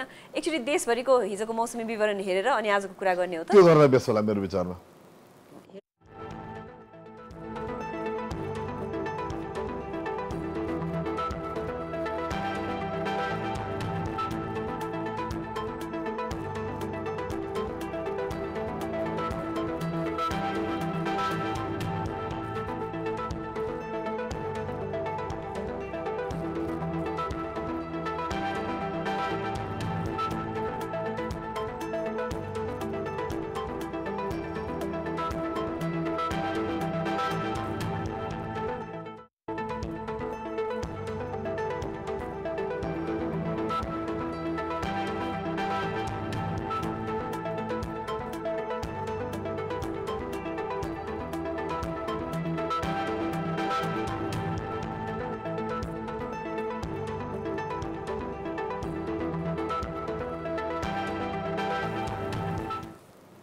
देशभरिको मौसमी विवरण हेरिसकेपछि अब मलाई प्रश्न सोध्न मन लाग्यो, आज कस्तो छ त भनेर।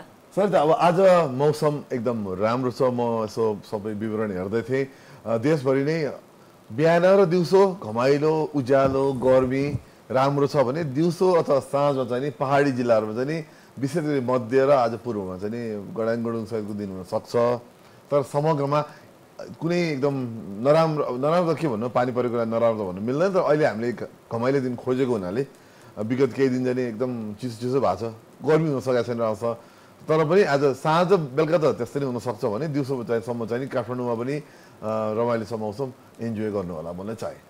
हैन, यसरी घर बसिरहेका छौँ, त्यो पानी परेको बाहिरपट्टिको त्यो आवाज त्यो पनि रमाइलै हुन्छ। आफूले माइन्डसेट कसरी गराउने र केलाई इन्जोय गर्ने भन्ने हो, हैन र? जरुर हो, तर अति पनि हुनु हुँदैन कि। अहिले अति त जे पनि त अति हुनु भएन नि। है मैले भन्न खोजेको अब मनसुन आउन लागिसकेको छ कि। अब असार धेरै मनसुन आउँछ, हामीलाई मात्र 1 महिना छ, अलिकति गर्मीको नि भान होस् भन्ने कि मैले। अब गर्मी अलिक पसिना आओस्, अलिकति ओहो कस्तो चिटचिटी घाम गर्मी भन्ने होस् कि त्यो हुनै पाएको छैन। म त्यो चाहन्छु कि यसपालि त कस्तो गर्मी भनेर कम्प्लेन गर्न पाइएको छैन। एकैचोटि हेर जाडोपछि एकैचोटि अलिअलि गर्मी थाले, बादल बादल बादल पानी बादल पानी बादल भएको छ। खासै घमाइलो त राम्रोसँग हेर्नै पाएको छैन। हिजो अलिअलि घाम लागेको थियो, अब दिउँसो घाम लाग्ने, बेलुका राति फेरि चिसो। यस्तो पनि भयो होला समीर, यसपालि कम्प्लेन गर्नुपर्ने धेरै कुराहरू भावेर पनि यो कम्प्लेन गर्न नपाइए पनि हुनसक्छ वेदरमा, होइन? र त्यस्तो कम्प्लेन साँच्चीकै गर्न मन लागि नै हालेछ भने चान्सेस आर अब जुन जे हामी हेर्न गइरहेका छौँ नि त्यो राशि नराम्रो हुने चान्सेस छ र कम्प्लेन गर्न पाउने प्रबल सम्भावनाका साथ आउनुहोस् आज ग्रहहरूले के बोल्दा रहेछन् हेरौँ एकचोटि।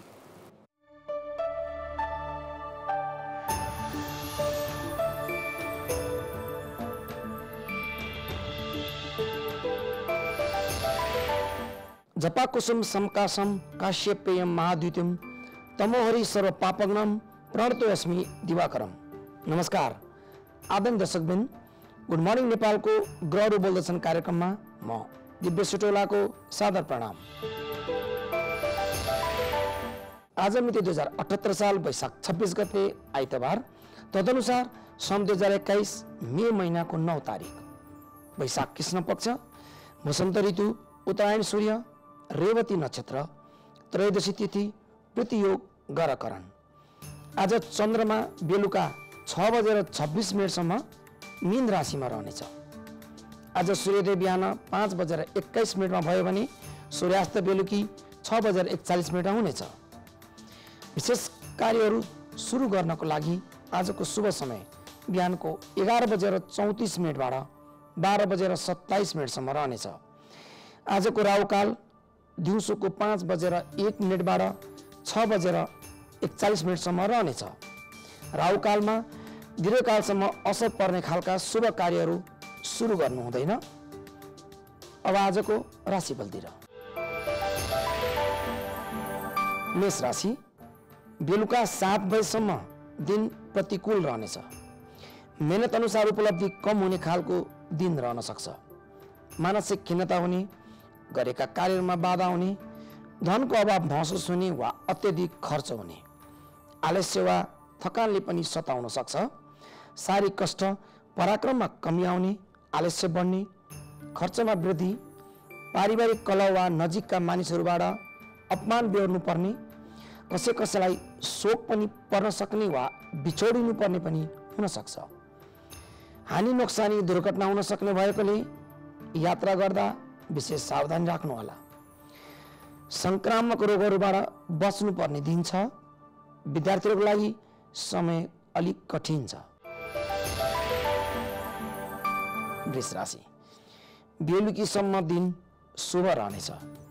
उत्तम कुराहरूको प्राप्ति, धनको वृद्धि वा धनलाभ, मान सम्मान, उत्तम भोजन, बन्धु सुख, स्त्री सुख, कुटुम्बहरूसँग भेटघाट हुने अथवा उनीहरूले सहयोग गर्ने, साथै मित्र तथा भाइ बहिनीहरूको साथ र सहयोग पाइने, भोग विलासमा समय बित्ने, रमाइलो बसी बिहालो हुने वा मिठो खानपानमा शरीक हुनुको साथै कुनै कुरा प्राप्त हुने सम्भावना छ।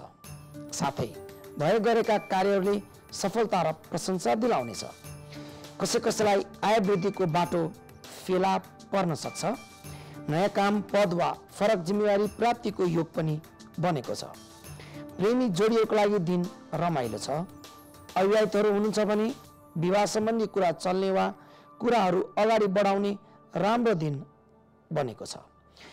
खुद्रा व्यापारीहरूलाई दिन अनुकूल छ। लगानी गर्दा हुन्छ। मिथुन राशि, दिन शुभ रहनेछ। प्रयास गरिरहनु भएको छ भने रोजगार, नोकरी वा व्यवसायको क्षेत्रमा सोचे अनुरूप हुन सक्छ। कर्म क्षेत्रमा मान सम्मान, कीर्ति, प्रशंसा प्राप्त हुने योग बनेको छ। इच्छित फल पाउने सम्भावना छ। अड्किएको धन वा कार्य सम्बन्धी शुभ समाचारहरू आउन सक्छन्। भौतिक सुखको साथै पारिवारिक सुख प्राप्त हुने खालको दिन छ। आफूले मान्नुपर्नेहरूको सहयोग अथवा सरकारी सहयोग लिँदा कामहरू बन्ने योग छ। स्वास्थ्यको पनि विशेष ख्याल गर्नुहोला। विद्यार्थीहरूको लागि समय राम्रो छ। अनलाइन पढाइ, परीक्षा प्रतियोगितामा सफलता पाइनेछ। कर्कट राशि, बेलुकासम्म समय अनुकूल छैन। पारिवारिक सुखमा कमी आउने, सामाजिक क्षेत्रमा अपमान हुन सक्ने, मान प्रतिष्ठामा धक्का लाग्ने, भाग्यमा अवरोध आएको महसुस हुने, स्थायी सम्पत्ति सम्बन्धी विवाद हुन सक्ने वा बिना कारण झगडा हुने, सरकारी झमेला वा नसोचेको दोष लाग्ने सम्भावना छ। स्वास्थ्यको विशेष ख्याल गर्नुहोला। रोग व्याधिले सताउने योग छ। मित्रहरू, नजिकका मान्छे वा आफन्तहरूसँग मनमुटाव हुन सक्ने भएकोले 7 बजेसम्म विवाद नगर्नुहोला। पार्टनरसिप तथा व्यवसायमा हुनुहुन्छ भने अन्डर एस्टिमेट नगर्नुहोला। समस्या आउन सक्छ। सिंह राशि, सावधान हुनुपर्ने दिन छ। भय तथा चिन्ता पर्ने, व्यर्थको श्रम, मानसिक तनाव, शारीरिक पीडा, अस्थिरता र मतिभ्रम, आफन्तजनमा कलह तथा मनमुटावको अवस्था आउन सक्छ। भय, अपमान, मित्रघात हुन सक्ने सम्भावना छ। धनहानि वा धनको दुरुपयोग भई कार्यमा विघ्न बाधा, कष्टदायी भ्रमण, दुर्घटना तथा चोटपटकको सम्भावना पनि छ। कुनै असामाजिक वा गैर कानुनी घटनामा मुछिने वा अरूको षड्यन्त्रको शिकार हुनुपर्ने अवस्था पनि नआउला भन्न सकिन्न। सचेत हुनुहोला। पुरानो क्षुद्र रोग बल्झने सम्भावना भएकोले स्वास्थ्यको विशेष ख्याल गर्नुपर्नेछ। कन्या राशि, बेलुका 7 बजेसम्म दिन सुखद रहनेछ। लाभकारक तथा सुखदायी स्थिति बन्न सक्छ। आर्थिक लाभ, कार्यक्षेत्रसँग सम्बन्धित लाभको सम्भावना छ। अरूबाट मान सम्मान, प्रशंसा, कदर आदि प्राप्त हुन सक्छ। पूजा अनुष्ठान वा अध्यात्ममा रुचि बढ्न सक्छ। उत्तम निन्द्रा तथा विशेष परिकारजन्य भोजन हुने, धनको वृद्धि, स्त्रीवर्गसँग प्रेम, दाम्पत्य सम्बन्ध सुमधुर बन्ने तथा वैवाहिक सुखको प्राप्तिको योग छ। भाइ अथवा कम उमेरको मानिसबाट लाभ हुने वा उनीहरूले सहयोग गर्नेछन्। स्वास्थ्य उत्तम रहने वा रोग व्याधिको असरमा सुधार आउन सक्छ। व्यवसायमा साझेदारीको लागि तथा अनलाइन व्यापारको लागि दिन राम्रो छ। लगानीलाई पनि दिन अनुकूल छ। तुला राशि, दिन प्रसन्न बनाउने खालको छ। ग्रहहरूले साथ दिनेछन्। मानसिक तनावमा कमी आउने, सुख सन्तोषको प्राप्ति, रिस गर्नेहरूमाथि विजय प्राप्त हुने, आर्थिक लाभ तथा भौतिक सुखको प्राप्ति, शत्रु बाधाबाट मुक्ति मिल्ने, रोगमाथि विजय, चाहेको वा मन परेको मान्छेसँग भलाकुसारी हुने वा सोसियल मिडिया मार्फत च्याट हुने सम्भावना छ। प्रेम सम्बन्धमा मधुरता आउने, पारिवारिक सुखमा वृद्धि हुने, कार्यक्षेत्रको गतिरोध हट्ने, शारीरिक निरोगिताको साथै बिरामी हुनुहुन्छ भने स्वास्थ्य अवस्था सुधारोन्मुख रहनेछ। अरूसँगको सहकार्य, भेटघाट, वार्तालापबाट लाभ प्राप्त हुनुको साथै अरूबाट मान प्रशंसा पाइने योग बनेको छ। विद्यार्थीहरूको लागि समय राम्रो छ। खर्चमा भने नियन्त्रण राख्नुहोला। वृश्चिक राशि, बेलुकासम्म दिन प्रतिकूल रहनेछ। विघ्न बाधाहरूले गर्दा हैरान हुनुपर्ने, निरीह वा विवश हुनुपर्ने अवस्था आउन सक्छ। मन अशान्त रहने, सोचे गरेका कार्यहरूमा विघ्न बाधाहरू तेर्सिने, बेकारमा दुःख पाइने, धन वा कुनै मन परेको कुरा गुमाउनु पर्ने अथवा अपयसको भागी हुनुपर्ने सम्मको योग बनेको छ। कुनै विशेष कुराको हकमा धनको अभाव महसुस हुन सक्छ। स्वास्थ्यको विषयमा आज हेलचेक्राइ नगर्नुहोला। मुड बिग्रेर झर्किने वा झुकिरहने सम्मको अवस्था बन्न सक्छ। तामसिक भोजन, मांसाहार भोजनको आज त्याग गर्नुहोला। अनावश्यक सम्पर्क, बोलचाल र कुनै पनि कुराको आसक्तिको कारणले दुःख पाइने सम्भावना छ। कसै कसैलाई भने शोक पर्ने घटना पनि हुन सक्छ। सचेत रहनुहोला। धनुराशि, दिन प्रतिकूल रहनेछ। आत्मविश्वासमा कमी आउने अवस्थाबाट गुज्रिनु पर्ने हुन सक्छ। आज चित्त चञ्चल रहनेछ। निरर्थक भए चिन्ता र बेचैनीले ग्रस्त भइने, कार्यमा हानि वा विलम्ब, धनको क्षति, भौतिक, पारिवारिक तथा मानसिक सुखमा कमी आउने सम्भावना बनेकोले सावधान रहनुपर्नेछ। आफन्त, बन्धु बान्धवलाई पीडा हुने वा आफन्त तथा नजिकहरूसँग मनमुटाव वा विवाद हुने अवस्था भएकोले सचेत रहनुहोला। शारीरिक अस्वस्थता, पीडा वा कमजोरीले सताउन सक्छ। खानपान तथा निन्द्रामा असुविधा, श्वास प्रश्वास, छाती वा छातीजन्य समस्या आउन सक्ने भएकोले आज र भोलि सावधानी अपनाउनुहोला। मकर राशि, बेलुकासम्म दिन राम्रो रहनेछ। भाग्यले साथ दिनेछ। जोस जाँगरमा वृद्धि भई आत्मविश्वास बढ्ने, गरेका कार्यहरू सम्पन्न हुने, आर्थिक पक्षमा सुधार देखा पर्ने, धन द्रव्य वा भौतिक वस्तुको लाभ वा खरिद हुने, साथीभाइ तथा अन्य सहकर्मीहरूबाट सहयोग मिल्नुको साथै आफन्तजनसँग सम्बन्ध राम्रो हुने खालको दिन छ। सदुपयोग भने गर्नुहोला। नोकरीमा पदोन्नति वा स्थानान्तरण वा थप जिम्मेवारीको योग बनेको छ। स्वास्थ्य स्थिति राम्रो रहनुको साथै दीर्घ रोगीहरूले निरोगिता प्राप्त गर्नेछन्। सकारात्मक वा चिताएको व्यक्तिहरूसँग सम्पर्क बढ्नुको साथै मित्र तथा स्त्रीवर्गबाट सहयोग तथा सुख पाइनेछ। दाम्पत्य सुख तथा प्रेम सम्बन्धको लागि दिन राम्रो रहनेछ। कुम्भ राशि, बेलुकासम्म दिन अनुकूल नहुन सक्छ।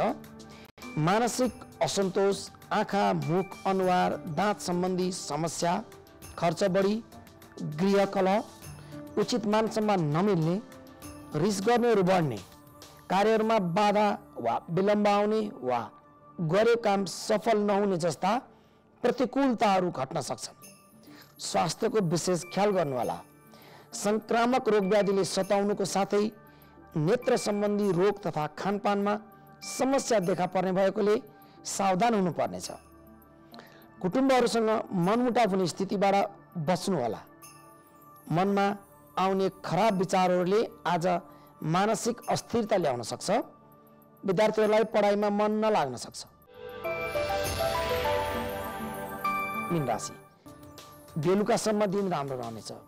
चिताएको पुग्ने, मन प्रसन्न हुने, सकारात्मक विचारले मनोबल बढ्ने, धन लाभ हुने, गरेका कार्यहरूमा विजय प्राप्ति, स्थान लाभ, रोगनाश, मित्र सहयोग, कार्य सफलता, धातु अन्न तथा वस्त्र लाभ हुने तथा शत्रुहरू पराजित हुनेछन्। भौतिक सुख, उत्तम भोजन तथा निन्द्रा सुख मिल्ने, आदर सत्कार, मान सम्मान, प्रशंसा प्राप्त हुनुको साथै कुटुम्ब, मित्र तथा सहकर्मीहरूसँग सुमधुर र फलदायी वार्तालाप हुने खालको दिन छ। हस्त दर्शकबिन, भोलिको राशिफलसम्मको लागि म दिव्य सिटोला बिदा चाहन्छु। घरमै बसेर आफू र आफ्नो परिवारलाई कोभिडबाट सुरक्षित गर्नुहोस्। नमस्कार। Over to good morning studio.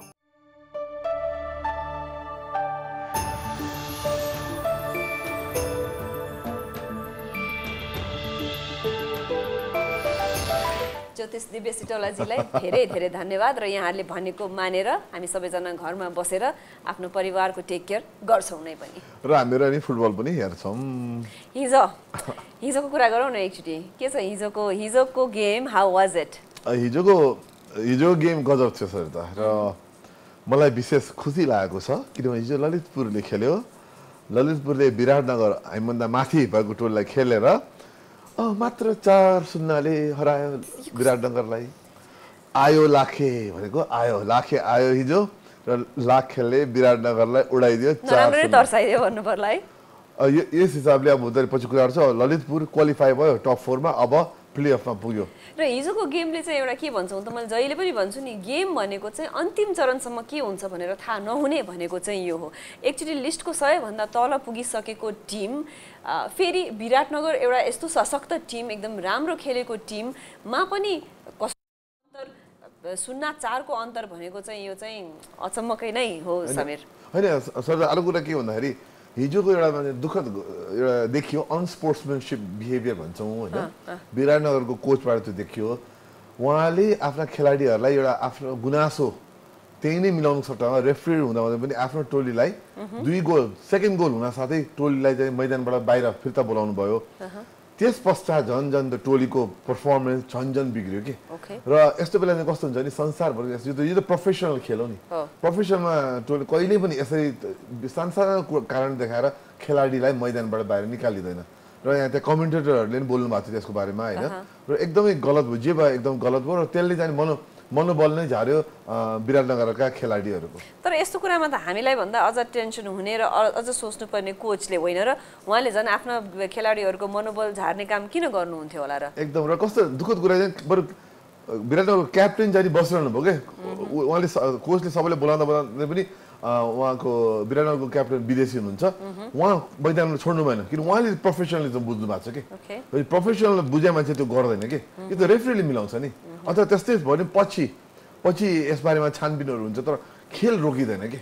खेल रोक्ने हक अधिकार कसैलाई पनि हुँदैन ससाना कुरामा। त्यसले गर्दाखेरि चाहिँ जे भयो एकदम अनस्पोर्ट्सम्यानसिप भयो। हामी आशा गर्छौँ कि आउँदा दिनहरूमा चाहिँ यस्तो अनस्पोर्ट्सम्यानसिप बिहेभियरलाई चाहिँ ठाउँ पाउँदैन यस्तो रमाइलो खेलकुदमा। र फेरि पनि त्यस्तो राम्ररी खेलेको र राम्रो खेल देखाइरहेको विराटनगरले हिजो 4 को विरुद्ध 0 भनेको त ठुलै अन्तरमा हारिनु पर्दाखेरि नमजा त भयो नै। तर फेरि पनि खेल हो, यस्तो हुन्छ पनि। खेलको कुरा गर्नुपर्दा आज साँझको कुरा पनि गरौँला। तर आज साँझको कुरा गर्नु पर्दाखेरि चाहिँ आज साँझ के कार्यक्रमहरू रहेछन् त एकचोटि हेरिहालौँ न।